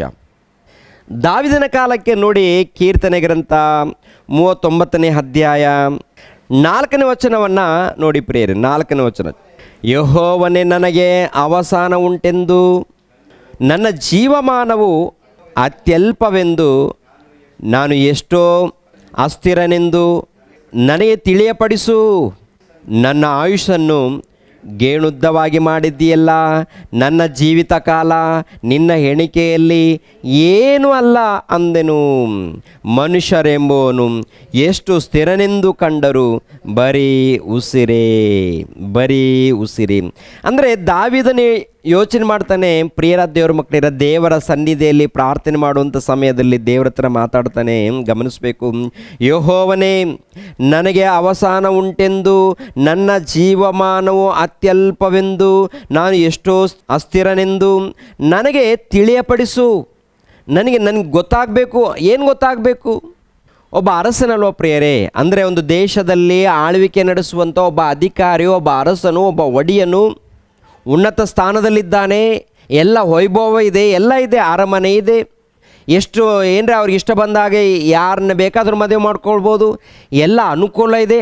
ಅಂಥ ವ್ಯಕ್ತಿ ಯೋಚನೆ ಮಾಡಬೇಕಾ, ನನ್ನ ಆಯುಷ್ಕಾಲ ಎಷ್ಟಿದೆ ದೇವರನ್ನ, ನನ್ನ ಆಯುಷ್ಕಾಲ ಎಷ್ಟಿದೆ, ಆಯುಷ್ಕಾಲದ ಬಗ್ಗೆ ಯಾಕೆ? ಸುಖವಾಗಿ ಊಟ ಮಾಡು, ಸುಖವಾಗಿ ತಿನ್ನು, ಏನಾದರೂ ಕಡಿಮೆ ಇದೆಯಾ? ಏನಾದರೂ ಅವರಿಗೆ ಕಡಿಮೆ ಇದೆಯಾ? ಏನು ಕಡಿಮೆ ಇಲ್ಲ. ಅಧಿಕಾರದಲ್ಲಿ ಉನ್ನತವಾಗಿದ್ದಾರೆ, ಶ್ರೇಷ್ಠ ಅರಸನಾಗಿದ್ದಾರೆ. ಶ್ರೇಷ್ಠ ಅರಸನೆಂದು ಉನ್ನತ ಅಧಿಕಾರದಲ್ಲಿ ಅನೇಕ ಸೈನಿಕರು, ದೊಡ್ಡ ಅರಮನೆ ಎಲ್ಲ ಇರುವಾಗ ಏನ್ರಿ ಸುಖವಾಗಿ ತಿಂದು ಎಂಜಾಯ್ ಮಾಡ್ತಾರೆ ಪ್ರೇರೆ. ಆದರೆ ಈ ಮನುಷ್ಯ ಆಗಲ್ಲ. ನನ್ನ ಆಯುಷ್ಕಾಲ ಎಷ್ಟಿದೆ ತಂದು ಸ್ವಲ್ಪ ತಿಳಿಸ್ಕೊಡಿ, ಅದನ್ನು ತಿಳ್ಕೊಳ್ಬೇಕು ಎನ್ನುವಂಥ ಆಸೆ ನನಗಿದೆ. ನಮಗೇನಿದೆ ಈಗಿನ ಕಾಲದಲ್ಲಿ ಅಂತ ನೋಡುವಾಗ, ನಾನು ಅಮೇರಿಕಕ್ಕೆ ಹೋಗ್ಬೇಕಾ, ಇನ್ನೊಂದು ದೇಶಕ್ಕೆ ಹೋಗ್ಬೇಕಾ, ಅಲ್ಲೇನು ಮನೆ ಸಂಪಾದನೆ ಮಾಡ್ಕೋಬೇಕಾ, ಇಲ್ಲ ಇನ್ನೊಂದು ಕಡೆ ಏನಾದರೂ ಸಂಪಾದನೆ ಮಾಡ್ಕೊಳ್ಬೇಕಾ, ಉದ್ಯೋಗ ಮಾಡೋಣ. ನೋಡಿ, ಯೌವನ ಕಾಲದಲ್ಲಿದ್ದಂಥ ಪ್ರತಿಯೊಬ್ಬರು ಕೂಡ ಹೇಗೆ ಯೋಚನೆ ಮಾಡ್ತಾರೆ ಹೇಳಿ ಪ್ರೇರೆ? ನಾವು ಹೊರ ದೇಶಕ್ಕೆ ಹೋಗ್ಬೇಕೇನೊಂದು ಹುಚ್ಚು ಬಹಳ ಇರುತ್ತೆ. ಅಲ್ಲಿಗೆ ಹೋಗೋಣ, ಇಲ್ಲಿಗೆ ಹೋಗೋಣ, ಸಂಪಾದನೆ ಮಾಡಿಕೊಳ್ಳಿ. ಆದರೆ ಎಲ್ಲಿಗೋದ್ರೂ ಕೂಡ ನಾನು ದೇವ್ರಿಗೋಸ್ಕರ ನಿಂತ್ಕೊಳ್ಬೇಕು ಎನ್ನುವಂಥ ಆಲೋಚನೆ ಇರಬೇಕು.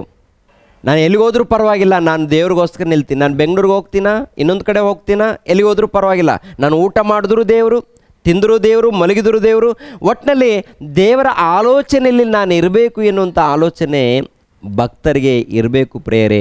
ಆದರೆ ಈಗಿನ ಕಾಲದಲ್ಲಿ ಏನಿದೆ ಹೇಳಿ ಪ್ರೇರೆ? ಹೆಚ್ಚಾಗಿ ಹೋಗಲಿ, ಆಯುಷ್ಕಾಲ ಎಷ್ಟಿದೆ ಅಂತ ಅದನ್ನು ಗೊತ್ತಾ ನಮಗೆ ಅಂತ ನೋಡುವಾಗ ಆಯುಷ್ಕಾಲದ ಚಿಂತೆನೇ ಇಲ್ಲ. ಅವ್ರು ಹೋಗ್ತಾ ಇದ್ದಾರೆ, ಅವರಲ್ವ, ನಮಗಲ್ವಲ್ಲ. ಅವ್ರು ಸತ್ತೋದು ನಾವಲ್ವಲ್ಲ, ನಾವು ಉಳ್ಕೊಂಡಿದ್ದೀವಲ್ವ. ಹೆಂಗೆ ಅಡ್ಜಸ್ಟ್ ಆಗ್ತೀವಿ ಹೇಳಿ ಪ್ರೇರೆ? ಹೇಗೆ ಅಡ್ಜಸ್ಟ್ ಆಗ್ತೀವಿ? ಇವಾಗ ಆಸಾಮ್ನಲ್ಲಿ ಜಲಪ್ರವಾಹದಿಂದ ಸುಮಾರು ಒಂದು 90 ಮಂದಿ ಮರಣ ಹೊಂದಿದ್ರು. ಸುಮಾರು ಲಕ್ಷಾನುಗಟ್ಟಲೆ ಜನಕ್ಕೆ ಏನ್ರಿ ಅಪಾಯ. ಅನೇಕ ಮನೆಗಳು ಧ್ವಂಸವಾಗಿದೆ, ನಾಶವಾಗಿದೆ, ಆಸ್ತಿ ನಷ್ಟವಾಗಿದೆ. ಆಸ್ತಿ ನಷ್ಟವಾದಾಗ ನಾವೇನು ಅಂದ್ಕೊಳ್ತೀವಿ? ಅದು ಸುದ್ದಿ ಕೇಳಿ ನಾವೆಲ್ಲರೂ ಏನು ಅಂದ್ಕೊಳ್ತೀವಿ? ಅಲ್ಲೇ ಅಲ್ವಾ, ನಮಗಲ್ಲಲ್ಲ. ಅದೇ ತಾನೇ ಆಲೋಚನೆ.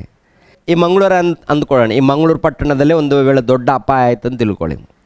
ಎಲ್ಲೋ ಒಂದು ಕಡೆ ಅಪಾಯ ಆಗಿದೆ, ನಮಗಲ್ವಲ್ಲ, ಅವ್ರಿಗೆ ಅಂತೇಳಿ ಈ ರೀತಿ ನಾವು ಏನು ಅಂದ್ಕೊಳ್ತೀವಿ ಹೇಳಿ?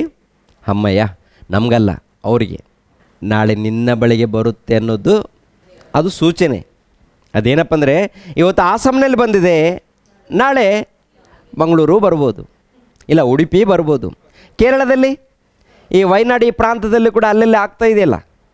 ಅಂದರೆ ಅಲ್ಲೊಂದು ಕಡೆ ಇಲ್ಲೊಂದು ಕಡೆ ಬೇರೆ ದೇಶದಲ್ಲಿ, ಅಮೇರಿಕ ದೇಶದಲ್ಲೇ ದೇವ್ರು ಬಿಟ್ಟಿಲ್ಲ, ಕ್ರೈಸ್ತರ ದೇಶ ಅಂತ ಹೇಳ್ಕೊಳ್ಳುತ್ತೆ, ಹೌದಲ್ವಾ? ಅಂದರೆ ಯಾವುದೇ ದೇಶ, ಇಸ್ರಾಯೇಲ್ರು ಕೂಡ ದೇವ್ರು ಬಿಟ್ಟಿಲ್ಲ ಪ್ರೇರೆ. ಇಸ್ರಾಯೇಲ್ರು ದೇವರ ಪ್ರಜೆಗಳಂತ ಹೇಳ್ಕೊಂಡಿದ್ದಾರೆ. ದೇವರ ಪ್ರಜೆಗಳಂತ ಹೇಳಿಕೊಂಡಿರುವಂಥ ಅವರನ್ನೇ ಮಾಮೂಲಾಗಿ ಹೊಡೆದಿಲ್ಲ ದೇವರು. ಕಾಪಾಡುವಾಗ ಉನ್ನತವಾಗಿ ಕಾಪಾಡ್ತಾರೆ, ಆಶೀರ್ವಾದ ಕೊಟ್ಟಾಗ ಉನ್ನತವಾಗಿ ಆಶೀರ್ವಾದ ಕೊಡ್ತಾರೆ, ತಪ್ಪು ಮಾಡಿದಾಗ ಎಚ್ಚರಿಸ್ತಾರೆ. ಸರಿಪಡಿಸ್ಕೊಳ್ಳೋದು ಹೋದರೆ ಸಮಯ ಬಂದಾಗ ಪಾತಾಳಕ್ಕೆ ತುಳಿತಾರೆ ಅನ್ನೋದು ಅರ್ಥ ಆಗ್ತಾಯಿಲ್ಲ. ನಮ್ಮ ಲೋಕದಲ್ಲಿ ಏನಪ್ಪ ಅಂದರೆ ದೇವರ ಜ್ಞಾನದಗಿಂತ ದೇವರ ಪ್ರೀತಿಗಿಂತ ಈ ಲೋಕದಲ್ಲಿ ಏನು ಹುಚ್ಚಪ್ಪ ಅಂತಂದರೆ, ಈ ಲೋಕದಲ್ಲಿ ಹೇಗಾದರೂ ಮಾಡಿ ಬದುಕಬೇಕು. ದೇವರೇ ನನಗೆ ಇದಿಲ್ಲ. ಅಲ್ಲಪ್ಪ, ದೇವರೇ ಲೋಕವನ್ನು ಕೊಟ್ಟಿದ್ದಾರಲ್ಲ, ಏನಾದರೂ ಕಡಿಮೆ ಮಾಡಿದಾರಾ? ದೇವರು ಏನಾದರೂ ಕಡಿಮೆ ಮಾಡಿದಾರಾ? ಬದುಕೋದಕ್ಕೆ ಎಲ್ಲ ವ್ಯವಸ್ಥೆ ಮಾಡಿದವರೇ ದೇವರು. ಗಾಳಿ ಕೊಟ್ಟವರು ದೇವರು, ನೀರು ಕೊಟ್ಟವರೇ ದೇವರು, ಆಹಾರ ಕೊಟ್ಟವರು ದೇವರು. ವಿಧವಾದಂಥ ಆಹಾರ ದೇವ್ರ ಕೃಪೆ ಮೂಲಕ ತಾನೇ. ಈ ಲೋಕದಲ್ಲಿ ಏನ್ರಿ ಕ್ರೈಸ್ತರಾಗಿರ್ಬೋದು, ಅನ್ಯರು ಆಗಿರ್ಬೋದು, ಯಾರ ಕೃಪೆ ಮೂಲಕ ಬದುಕ್ತಾ ಇದ್ದಾರೆ ಹೇಳಬೇಕು, ಹೌದಲ್ವಾ? ನೀತಿವಂತರ ಮೇಲೆ ಅನೀತಿವಂತರ ಮೇಲೆ ನಾನು ಮಳೆಯನ್ನು ಸುರಿಸ್ತಾ ಇದ್ದೀನಿ, ಆಮೇಲೆ ಬಿಸಿಲನ್ನು ತರಿಸ್ತಾ. ಅಂದರೆ ಮಳೆ ಇಲ್ಲದೆ ಹೋದರೆ ಮನುಷ್ಯನ ಬದುಕೋಕ್ಕಾಗತ್ತಾ? ಯಾರು ಬದುಕೋಕ್ಕಾಗಲ್ಲ. ಬಿಸಿಲಿಲ್ಲದೆ ಹೋದರೆ ಮಳೆ ಇರಬೇಕು, ಬಿಸಿಲು ಇರಬೇಕು, ಗಾಳಿ ಇರಬೇಕು, ನೀರು ಇರಬೇಕು, ದವಸ ಧಾನ್ಯಗಳಿರಬೇಕು. ಇದೆಲ್ಲ ಕೊಡೋರು ಯಾರು? ನಾನು ಅಂತೇಳಿ ತಂದೆ ಆದ ದೇವರು ಹೇಳುವಂಥ ಮಾತು. ಎಲ್ಲರಿಗೂ ಕೊಟ್ಟಿದ್ದಾರಾ ಅಥವಾ ಕ್ರೈಸ್ತರಿಗೆ ಮಾತ್ರ ಕೊಟ್ಟಿದ್ದಾರಾ? ಎಲ್ಲರಿಗೂ ಕೊಟ್ಟಿದ್ದಾರೆ. ಆದರೆ ಈಗಿನ ಕಾಲದಲ್ಲಿ ನಾವು ಯೇಸು ಕ್ರಿಸ್ತ ನಂಬಿಕೊಂಡಿವಿ, ನನಗೆ ಬೈಕ್ ಬಂತು, ಯೇಸು ಕ್ರಿಸ್ತ ನಂಬಿಕೊಂಡೆ ನನಗೆ ಜಾಗ ಬಂತು, ಯೇಸು ಕ್ರಿಸ್ತ ನಂಬಿಕೊಂಡ್ರೆ ನನಗೆ ಉದ್ಯೋಗ ಬಂತು. ಮತ್ತು ಹೊರಗಡೆ ಇದ್ದವರು ಉದ್ಯೋಗ ಮಾಡ್ತಾ ಇಲ್ವಾ? ಸಂಪಾದನೆ ಮಾಡಿಕೊಂಡಿಲ್ವಾ? ಮತ್ತು ಅವ್ರಿಗೆ ಯಾರು ಕೊಟ್ಟರು? ನೀನು ಯೇಸು ಸ್ವಾಮಿ ನಂಬಿಕೊಂಡಿದೆ, ಅದಕ್ಕೆ ನಿನಗೇನೋ ಬೈಕ್ ಬಂತು, ಕಾರು ಬಂತು, ಉದ್ಯೋಗ ಬಂತು ಹೇಳಿ ನೀನು ಹೇಳ್ಕೊಳ್ತೀಯ. ಮತ್ತು ಅವ್ರು ಯಾರು ನಂಬಿಕೊಂಡಿದ್ದಾರೆ? ಬಂಗ್ಲೆ ಇಲ್ವಾ? ಕಾರ್ ಇಲ್ವಾ? ದೊಡ್ಡ ದೊಡ್ಡ ಭವನಗಳನ್ನು ಕಟ್ಟಿಕೊಂಡಿಲ್ವಾ?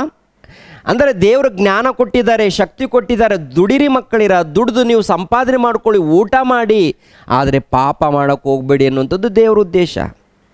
ಆದರೆ ಇಲ್ಲಿ ನಾವು ಕ್ರೈಸ್ತರು ಏನು ಮಾಡ್ತಾಯಿದ್ದೀವಿ ಅಂದರೆ, ಕೆಲವರು ಚಿಕ್ಕ ಚಿಕ್ಕ ವಿಷಯವನ್ನು ತೋರಿಸಿ ದೇವ್ರು ಹೀಗೆ ಮಾಡಿದ್ರು ನೋಡಿ, ದೇವ್ರು ನನಗೆ ಬೈಕ್ ಕೊಟ್ಟರು, ದೇವ್ರು ನನಗೆ ಕಾರ್ ಕೊಟ್ಟರು ಅಂದರೆ ಬಹಳ ಚೀಪಾಗಿ ದೇವ್ರನ್ನ ಪರಿಚಯ ಮಾಡ್ತಾ ಇದ್ದಾರೆ. ಅದಲ್ಲ, ದೇವರು ಸರ್ವೋನ್ನತನು, ದೇವರು ಮಹೋನ್ನತನು, ಸೂರ್ಯ ಚಂದ್ರ ನಕ್ಷತ್ರಗಳನ್ನು ನಡೆಸುವಾತನು, ಭೂಮಂಡಲವನ್ನು ಸುತ್ತಿಸುವಾತನು, ಸಕಲ ಜೀವರಾಶಿಗಳನ್ನು ಕಾಪಾಡುವಾತನು, ಸರ್ವಮಾನವರನ್ನು ಬದುಕಿಸುವಾತನು, ನಮ್ಮ ತಂದೆಯಾದ ದೇವರು ಅಂತೇಳಿ ನಾವು ಮಾತಾಡಬೇಕಾಗುತ್ತೆ. ನಿನಗೂ ಬದುಕಿಸ್ತಾ ಇದ್ದಾರೆ, ನನಗೂ ಬದುಕಿಸಿದ್ದಾರೆ. ನೀನು ನಂಬಿದರೂ ಬದುಕ್ತಾರೆ, ನಂಬದೇ ಇದ್ದರೂ ಕೂಡ ಬದುಕ್ತೀರ. ಆದರೆ ಎಷ್ಟು ಕಾಲ ಬದುಕಬೇಕು ಅಷ್ಟು ಕಾಲ ದೇವರು ಆಯುಷ್ಕಾಲವನ್ನು ಕೊಟ್ಟಿದ್ದಾರಲ್ಲ, ಈ ಆಯುಷ್ಕಾಲ ಮುಗಿಯೋ ತನಕ ಮರಣ ಬರಲ್ಲ. ಆದರೆ ಎಲ್ಲರಿಗೂ ನಿತ್ಯ ಜೀವ ಇಲ್ಲ. ಯಾರಿಗೆ ನಿತ್ಯ ಜೀವ ಇದೆ? ಈ ಲೋಕದಲ್ಲಿ ಎಲ್ಲರೂ ಬದುಕ್ತಾರೆ, ಕ್ರೈಸ್ತರು ಬದುಕ್ತಾರೆ, ಅನ್ಯರು ಬದುಕ್ತಾರೆ, ಎಲ್ಲರೂ ಬದುಕ್ತಾರೆ. ನಿತ್ಯ ಜೀವ ಯಾರಿಗಿದೆ? ಎಲ್ಲರಿಗಿದೆಯಾ? ಭೂಲೋಕದಲ್ಲಿ ಎಲ್ಲರೂ ಬದುಕೋ ರೀತಿಯಲ್ಲಿ ನಾನು ನಿತ್ಯ ಜೀವ ಎಲ್ಲರಿಗೂ ಕೊಡ್ತೀನಿ ಅಂತ ಹೇಳಿದಾರ? ಯಾರಿಗೆ ಕೊಡ್ತೀನಿ ಅಂತ ಹೇಳ್ತಾರೆ? ಯಾರು ಯೇಸು ಕ್ರಿಸ್ತರನ್ನು ಅಂಗೀಕರಿಸಿ ಒಳಪಟ್ಟು ದೀಕ್ಷಾಸ್ಥಾನವನ್ನು ಪಡೆದುಕೊಂಡು ಯಥಾರ್ಥವಾಗಿ ಯಾರು ಜೀವಿಸ್ತಾರೋ ಅವರಿಗೆ ನಿತ್ಯ ಜೀವ ಇರುತ್ತೆ, ಹೌದಲ್ವ? ನಿತ್ಯ ಜೀವ ಪಡಿಬೇಕಂದ್ರೆ ಈ ಲೋಕದಲ್ಲಿ ನಿಮ್ಮ ಬದುಕನ್ನು, ನಿಮ್ಮ ಜೀವಿತವನ್ನು ನನಗೆ ಕೊಡ್ರಿ ಮಕ್ಕಳಿರ ಅಂತ ಹೇಳ್ತಾರೆ. ನನಗೆ ಕೊಡಬೇಕು ಅಂತೇಳಿ ಆಲೋಚನೆ ಮಾಡಿ ಪ್ರಿಯರೇ. ಅವರು 1000 ವರ್ಷ ಪಡ್ಕೊಂಡಿದ್ದಾರೆ, ಇಷ್ಟು ದೊಡ್ಡ ವರ್ಷಗಳು ಪಾಪ ಮಾಡಿದಾರಂತ ಅವ್ರಿಗೆ ಅರ್ಥ ಇದೆ ರೀ. ಒಂದು ರೀತಿಯಲ್ಲಿ 1000 ವರ್ಷ ಇದೆಯಲ್ಲ, ಯಾವಾಗಲೂ ನಾವು ಭಕ್ತರಾಗಿ ಜೀವಿಸೋಕ್ಕಾಗಲ್ಲ, ಏನೋ ತಪ್ಪು ಮಾಡಿದ್ದೀವಿ ಅಂತಂದ್ರೆ ಒಂದು ರೀತಿಯಲ್ಲಿ ಬೇರೆ ರೀತಿಯಲ್ಲಿ ಹೇಳ್ಕೋಬೋದು. ಇವಾಗ ಇರುವಂಥ ಕಾಲ ಎಷ್ಟಪ್ಪ ಅಂತ ನೋಡುವಾಗ, ಇವಾಗ ಇರುವಂಥ ಕಾಲ ದಾವೀದನ ಕಾಲ ನೋಡುವಾಗ ಬಹಳ ಸ್ವಲ್ಪ ಅಂತ ಹೇಳ್ತಾರೆ, ಗೇಣುದ್ದವಾಗಿ. ನಮ್ಮ ಕಾಲದಲ್ಲಿ ಎಷ್ಟಿದೆ ಅಂತ ಹೇಳ್ತಾರೆ? ಹಬೆ ಅಂತಿದೆ ಅಂತ ಹೇಳ್ತಾರೆ, ಹೌದಲ್ವಾ? ಸ್ವಲ್ಪ ಹೊತ್ತು ಕಾಣಿಸ್ಕೊಂಡು ಆಮೇಲೆ ಕಾಣದೇ ಇರುವ ಹಬೆ ಅಂತಿದ್ದೀರಾ. ಅಂದರೆ ನಾಳೆ ಏನಾಗುತ್ತೋ ಗೊತ್ತಿಲ್ಲ. ಅವ್ರಿಗಾದ್ರೂ ಒಂದು ಅಂದಾಜಿದೆ, ಸುಮಾರು 120 ವರ್ಷ ಬದುಕ್ತೀವಿ ಅಂತೇಳಿ ಅವ್ರಿಗೆ ಅಂದಾಜಿದೆ. 70 ವರ್ಷ 80 ವರ್ಷ ಬದುಕ್ತೀವಿ ಅಂತೇಳಿ ಅವರಿಗೆ ಒಂದು ಅಂದಾಜಿದೆ. ಈಗಿನ ಕಾಲದಲ್ಲಿ ಪ್ರಿಯರಾದ ದೇವರ ಮಕ್ಕಳೇ ಏನಂತ ಹೇಳ್ತಾರೆ? ಅದು 1ನೇ ಶತಮಾನದಲ್ಲಿ ಸ್ವಲ್ಪ ಹೊತ್ತು ಕಾಣಿಸ್ಕೊಂಡು ಆಮೇಲೆ ಕಾಣದೇ ಇರುವ ಹಬೆಯಂತೆ ಇದ್ದೀರಾ ಮಾನವರೇ ಅಂತೇಳಿ 1ನೇ ಶತಮಾನದಲ್ಲಿ. ಕ್ರಿಸ್ತಪೂರ್ವ 1000 ವರ್ಷಗಳ ಹಿಂದೆ ಗೇಣುದ್ದವಾಗಿ ಮಾಡಿದ್ದೀರಿ ಅಂತೇಳಿ ದಾವೀದರು ಹೇಳ್ತಾರೆ. 1ನೇ ಶತಮಾನದಲ್ಲಿ ಯೇಸು ಕ್ರಿಸ್ತರ ಮೂಲಕ ಭಕ್ತರ ಮೂಲಕ ಹೇಳಿರುತ್ತ ಮಾತೇನೆಂದರೆ, ಸ್ವಲ್ಪ ಹೊತ್ತು ಕಾಣಿಸ್ಕೊಂಡು ಆಮೇಲೆ ಕಾಣದೇ ಇರುವ ಹಬೆ ಅಂತಿದ್ದೀವಂತೇಳಿ ಭಕ್ತರು ಹೇಳ್ತಾರೆ. ನಾವೇನು ಮಾಡ್ತೀವಿ? ಇವೆಲ್ಲ ಗೊತ್ತಿದ್ದರೂ, ವಾಕ್ಯ ಕೇಳ್ತಾ ಇದ್ದರು, ಈ ಲೋಕದಲ್ಲಿ ಕ್ರೈಸ್ತರಿಗೆ, ಲೋಕದಲ್ಲಿದ್ದಂಥ ಕ್ರೈಸ್ತರು ಅಂದರೆ ಲೋಕದಲ್ಲಿ ಇದ್ದಂಥ ಅನ್ಯರು ಏನಪ್ಪ ಅಂತಂದರೆ ದೇವ್ರಿಗೆ ಗೊತ್ತಿಲ್ಲ, ಒಂದು ರೀತಿಯಲ್ಲಿ ನಡೀತಾ ಇದ್ದಾರೆ. ಇವಾಗ ರಕ್ಷಣೆ ಯಾರು ಹೊಂದಬೇಕು, ನಿತ್ಯ ಜೀವನ ಯಾರು ಪಡಿಬೇಕು? ದೇವರ ಬಳಿಗೆ ಬಂದವರು ಖಂಡಿತವಾಗಿ ಪಡಿಬೇಕಲ್ವ. ದೇವರ ಬಳಿಗೆ ಬಂದವರು ಕೂಡ ಬಹಳ ಮಂದಿ ಹಿಂಜರಿತಾ ಇದ್ದಾರೆ. ಯಾತಕ್ಕಾಗಿ ಹಿಂಜರಿತಾ ಇದ್ದಾರೆ ಅಂತ ನೋಡುವಾಗ ಲೋಕದ ಆಸೆಗಳು, ಲೋಕದ ಕೋರಿಕೆಗಳು. ಏನು ಕೋರಿಕೆಗಳಿದೆ ಹೇಳಿ? ಲೋಕದ ಕೋರಿಕೆಗಳು ಬಿಟ್ಟರೆ ಮತ್ತೇನಿದೆ, ಅಷ್ಟೇ ಅಲ್ವಾ? ಈ ದೇಹಕ್ಕೆ ಅಂದರೆ ಈ ಶರೀರಕ್ಕೆ ಏನು ತಿನ್ನಬೇಕು, ಏನು ಕೊಡಬೇಕು, ಇದಕ್ಕೆ ಏನು ಕುಡಿಯೋದಕ್ಕೆ ಕೊಡಬೇಕು, ಯಾವ ರೀತಿ ಸುಖವಾಗಿ ಇದನ್ನು ನೋಡಬೇಕು ಅಂತೇಳಿ ಇದು ಚಿತ್ತ ಬಿಟ್ಟರೆ ಬೇರೆ ಏನಾದರೂ ಇದೆಯಾ ಲೋಕದಲ್ಲಿ? ಸಂಪಾದನೆ ಯಾತಕ್ಕಾಗ್ಯಪ್ಪ? ಸಂಪಾದನೆ ಯಾತಕ್ಕಾಗಿ? ನಾನು ಸುಖವಾಗಿರಬೇಕು, ಅಂದವಾಗಿ ಚಂದವಾಗಿ ಈ ಕಡೆ ಆ ಕಡೆ ತಿರುಗಾಡಬೇಕು, ತಿನ್ನಬೇಕು, ಕುಡಿಬೇಕು, ಎಂಜಾಯ್ ಇರಬೇಕು, ಸುಖವಾಗಿ ಆನಂದವಾಗಿ ಬಾಳಬೇಕು. ಇದು ಬಿಟ್ಟರೆ ಬೇರೆ ಏನಾದರೂ ಇದೆಯಾ? ಏನು ಮಾಡಿದ್ರೂ ಉದ್ದೇಶ ಕೊನೆಯದಾಗಿ ಇಷ್ಟೇ ಬರುತ್ತೆ ರೀ. ಸಂಪಾದನೆ ಮಾಡಿದ್ರು, ಇನ್ನೊಂದು ಮಾಡಿದ್ರು, ಮತ್ತೊಂದು ಮಾಡಿದ್ರು, ಎಲ್ಲ ಪ್ರಯಾಸ ಪಟ್ಟರು, ಕೊನೆಯದಾಗಿ ಇರುವಂಥ ಉದ್ದೇಶ ಈ ಮನುಷ್ಯ ಸುಖವಾಗಿ ಬಾಳಬೇಕು ಅನ್ನೋದು ಬಿಟ್ಟರೆ ಬೇರೆ ಏನಿಲ್ಲ. ಆದರೆ ದೇವರು ಹೇಳ್ತಾರೆ, ಮಕ್ಕಳಿರ ನೀವೇನಾಗಿದ್ದೀರಿ ಗೊತ್ತಾ? ಹುಲ್ಲು ಹಬೆ ಆಗಿದ್ದೀರಾ, ನೆರಳಿನ ಹಾಗಿದ್ದೀರಾ, ಹುಲ್ಲಿನ ಹಾಗಿದ್ದೀರಾ, ಹೂವಿನ ಹಾಗಿದ್ದೀರಾ. ಹಬೆ ಕಾಣದಂತೆ ಮಾಯ ಆಗುತ್ತೆ, ನೆರಳು ಕೂಡ ಅಷ್ಟೇ, ಸ್ವಲ್ಪ ನೋಡ್ತೀರಾ ಆಮೇಲೆ ಇರಲ್ಲ. ಹೋಗಲಿ ಹುಲ್ಲಿನ ಹಾಗೆ ನಿಮ್ಮ ಜೀವನ, ಹೂವಿನ ಹಾಗೆ ನಿಮ್ಮ ಬದುಕು. ಹುಲ್ಲೇನಾಗುತ್ತೆ, ಒಣಗಿ ಹೋಗುತ್ತೆ, ಹೂವೇನಾಗುತ್ತೆ, ಉದುರಿ ಹೋಗುತ್ತೆ. ನಿಮ್ಮ ಜೀವನ ಕೂಡ ಅಷ್ಟೇ. ಇವಾಗ ಕಾಣ್ತೀರಾ, ನಾಳೆ ಏನಾಗ್ತೀರಾ ನಿಮ್ಗೆ ಗೊತ್ತಿಲ್ಲ. ಅಂದರೆ ಅವಧಿ ಎಷ್ಟಂತ ಗೊತ್ತಾಗ್ತದೆ ಹೇಳಿ ಪ್ರಿಯರೇ? ಸ್ವಲ್ಪ ಇದೆಯಾ, ಬಹಳ ಇದೆಯಾ? ಆದಿಕಾಂಡದಲ್ಲಿ ಹೇಳ್ಕೊಬೋದು ಅವ್ರಿಗೆ, ನಮಗೆ ಬಹಳ ಅವಧಿ ಇದೆ ಅಂತೇಳಿ. ಹೋಗ್ಲಿ, ಮೋಶೆ ಹೇಳ್ಬೋದು 70 ವರ್ಷ ಇದೆ ನಮಗೆ ಅಂತೇಳಿ. ದಾವಿದನ ಹೇಳ್ಬೋದು ಗೇಣುದ್ದವಾಗಿದೆ ಅಂತೇಳಿ. ನಾವೇನು ಹೇಳೋಕ್ಕಾಗುತ್ತೆ? ಏನಿಲ್ಲ. ಅಂದರೆ ಯಾವಾಗ ಹೋಗ್ತೀವೋ ಗೊತ್ತಿಲ್ಲ. ಬ್ರದರ್ ಒಂದು ಮಾತು ಹೇಳಿದ್ರು, ಭೈರವ ಬ್ರದರ್, ಮಳೆ ಬರೋವಂಥ ಸಮಯದಲ್ಲಿ ಹೋಗೋಂಥ ತುಂಬ ಸ್ಪೀಡಾಗಿ ಟಕ್ಕಂದ ಮುಂದೆ ಲಾರಿನ ಏನೋ ಇದೆ ಅಂತ. ಅಂದರೆ ಭಯಂಕರ ಮಳೆ ಬರುವಾಗ ಕಾಣಲ್ಲ, ತಕ್ಷಣ ಏನಾಗುತ್ತೆ, ಏನು ಗೊತ್ತಾಗಲ್ಲ. ನಾನು ಕೂಡ ನಿದ್ದೆ ಮಾಡ್ತಾ ದೇವ್ರ ನೆನೆಸ್ಕೊಂಡು ನಿದ್ದೆ ಮಾಡ್ತಾಯಿದ್ದೀನಿ. ದೇವರಿದು ನಿಮ್ಮ ಪ್ರಯಾಣ, ನಿಮಗೋಸ್ಕರ ನಮ್ಮ ಪ್ರಯಾಣ. ಅಂದರೆ ದೇವರ ಸೇವೆಯಲ್ಲಿ ಇದ್ದವರು ಕೂಡ ಅಪಾಯಗಳು ಬರುತ್ತೆ, ಅಪಾಯಗಳು ಖಂಡಿತವಾಗಿ ಅಲ್ಲೆಲ್ಲೇ ನಡೀತಾ ಇರುತ್ತೆ. ಆದರೆ ನಾವು ಎಷ್ಟು ನಂಬಿಕೆಯಿಂದ ಹೋಗ್ತೀವೋ, ಎಷ್ಟು ಭಕ್ತಿಯಿಂದ ಹೋಗ್ತೀವೋ ಅಷ್ಟು ಒಳ್ಳೆಯದು. ಯಾಕಂದರೆ ಕೊನೆ ತನಕ, ನಮ್ಮ ಆಯುಷ್ಕಾಲ ಮುಗಿಯೋ ತನಕ ನಡೀತಾ ಇರುತ್ತೆ. ನಮ್ಮ ಆಯುಷ್ಕಾಲ ಮುಗಿತಪ್ಪ ಬಾ ಮಗನೆ ಅಂತ ಕರೆದಾಗ ಏನಾದರೂ ಬರ್ಬೋದು. ಒಂದು ಇದ್ದ ಸ್ಥಳದಲ್ಲಿ ಅವರು ಪ್ರಾಣ ಹೋಗ್ಬೋದು, ಇಲ್ಲ ಆ್ಯಕ್ಸಿಡೆಂಟ್ ಮುಂದೆ ಆಗ್ಬೋದು, ಇಲ್ಲ ಯಾವುದೊಂದು ಅನಾರೋಗ್ಯ ಬರ್ಬೋದು, ಇಲ್ಲ ಯಾರಾದರೂ ಬಂದು ಕೊಂದಾಕ್ಬೋದು. ಇವೆಲ್ಲ ಕೂಡ ಭಕ್ತರ ಜೀವನದಲ್ಲಿ ನಡೆದಿದೆ. ಕೆಲವ್ರನ್ನ ಕೊಂದಾಕ್ತಾರೆ, ಕೆಲವರು ಅಪಾಯದಲ್ಲಿ ಏನೋ ಒಂದು ರೀತಿಯಲ್ಲಿ ಮರಣ ಬರುತ್ತೆ. ಆದರೆ ಒಂದು ತಿಳ್ಕೊಬೇಕು, ನಮಗೆ ಅರ್ಥ ಆಗಬೇಕು. ಏನು ಗೊತ್ತಾ? ನಮ್ಮ ಅವಧಿ ಎಷ್ಟು ಅಂತ ನೋಡುವಾಗ ಸ್ವಲ್ಪ ಅಂದರೆ ಎಷ್ಟು?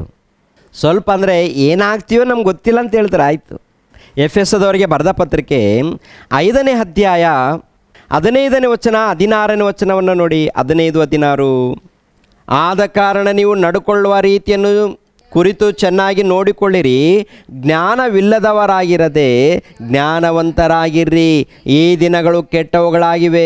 ಆದುದರಿಂದ ಕಾಲವನ್ನು ಸುಮ್ಮನೆ ಕಳೆದುಕೊಳ್ಳದೆ ಅದನ್ನು ಬೆಲೆಯುಳ್ಳದ್ದೆಂದು ಉಪಯೋಗಿಸಿಕೊಳ್ಳಿರಿ. ಅದನ್ನು ಬೆಲೆಯುಳ್ಳದ್ದು, ಅದನ್ನು ಏನಪ್ಪ ಅದು? ಬೆಲೆ ಉಳ್ಳದ್ದು. ಬೆಲೆ ಯಾವುದು? ಬೆಲೆ ಬಂಗಾರ ಬೆಲೆ ಅಂದ್ಕೊಂಡಿದ್ದೀರಾ, ವಜ್ರಗಳು ಬೆಲೆ ಅಂದ್ಕೊಂಡಿದ್ದೀರಾ? ಅದು ಯಾವುದೂ ಅಲ್ಲ. ಬೆಲೆ ಉಳ್ಳದ್ದು ಸಮಯ ಇದೆ. ಈ ಸಮಯದಲ್ಲಿ ನೀವು ಪರಲೋಕದಲ್ಲಿ ಮನೆಯನ್ನು ಕಟ್ಟಿಕೊಳ್ಬೇಕಾದ್ರೆ ಈ ಸಮಯ ಯಾರಿಗೊಪ್ಪಿಸ್ಬೇಕು? ಇರುವಂಥ ಸ್ವಲ್ಪ ಸಮಯ ಶಿಲುಬೆ ಮೇಲೆ ಮರಣ ಹೊಂದುವಂಥ ಆ ಸಮಯದಲ್ಲಿ ಒಬ್ಬ ಕಳ್ಳನು ತನ್ನ ಮನಸ್ಸನ್ನು ಬದಲಾವಣೆ ಮಾಡಿಕೊಂಡು ಆ ಸ್ವಲ್ಪ ಸಮಯದಲ್ಲಿ, ಪ್ರಭುವೇ ನಿಮ್ಮ ರಾಜ್ಯದೊಡನೆ ಬರುವಾಗ ನನ್ನನ್ನು ನೆನೆಸಿಕೊಳ್ಳ್ರಿ ಅಂತೇಳಿ ಆ ಮನುಷ್ಯನ ನಂಬ್ತಾನೆ. ಆ ಸ್ವಲ್ಪ ಸಮಯದಲ್ಲಿ ಏನಾಗುತ್ತೆ ಹೇಳಿ? ರಕ್ಷಣೆ ಪಡ್ಕೊಳ್ತಾನೆ. ಇವಾಗ ನಾವು ಕೂಡ ಸಾಯುವಂಥ ಸಮಯದಲ್ಲೇ ಪಡ್ಕೊಳ್ತೀವಿ ಅಂತೇಳಿ ಅಂಥ ಹುಚ್ಚ ಆಲೋಚನೆ ಬೇಡ. ಅಮ್ಮೋ, ಅದು ಮಹಾ ಡೇಂಜರ್ ಅದು. ನಮ್ಮ ಕ್ರೈಸ್ತರಲ್ಲಿ ಬಹಳ ಮಂದಿ ಹಾಗೇ ಇದ್ದಾರೆ. ಹೇಗಿದ್ದಾರೆ ಗೊತ್ತಾ? ಆ ಸಾಯುವಂಥ ಸಮಯದಲ್ಲೇ ಕಳ್ಳ ಏನು ದೀಕ್ಷಾಸ್ಥಾನ ಪಡ್ಕೊಂಡಿದ್ದಾನ? ದೀಕ್ಷಾಸ್ಥಾನ ಏನಾದರೂ ಪಡ್ಕೊಂಡಿದ್ದಾನ? ಇಲ್ವಲ್ಲ. ಮತ್ತು ದೇವ್ರು ಕರ್ಕೊಂಡು ಹೋಗಿದ್ದಾರಲ್ಲ. ನಾವು ಕೂಡ ಸಾಯುವಂಥ ಸಮಯ ಗೊತ್ತಾಗುತ್ತಲ್ಲ, ಆವಾಗ ದೇವರನ್ನು ಬಿಡಂತ ಈ ಮಾಯದಲ್ಲಿ ಕೆಲವರಿದ್ದಾರೆ, ಬಹಳ ಮಂದಿ ಇದ್ದಾರೆ. ಅದಕ್ಕೆ ದೀಕ್ಷಾಸ್ಥಾನ ತೊಗೊಳ್ಳದೆ ಬಹಳ ಮಂದಿ ಜೀವಿಸ್ತಾ ಇದ್ದಾರೆ ಪ್ರಿಯರೇ, ದೀಕ್ಷಾಸ್ಥಾನ ಪಡೆಯದೆ. ಅದೇ ಆ ಮನುಷ್ಯನ ತೊಗೊಂಡಿದ್ದಾನಂತೇಳಿ.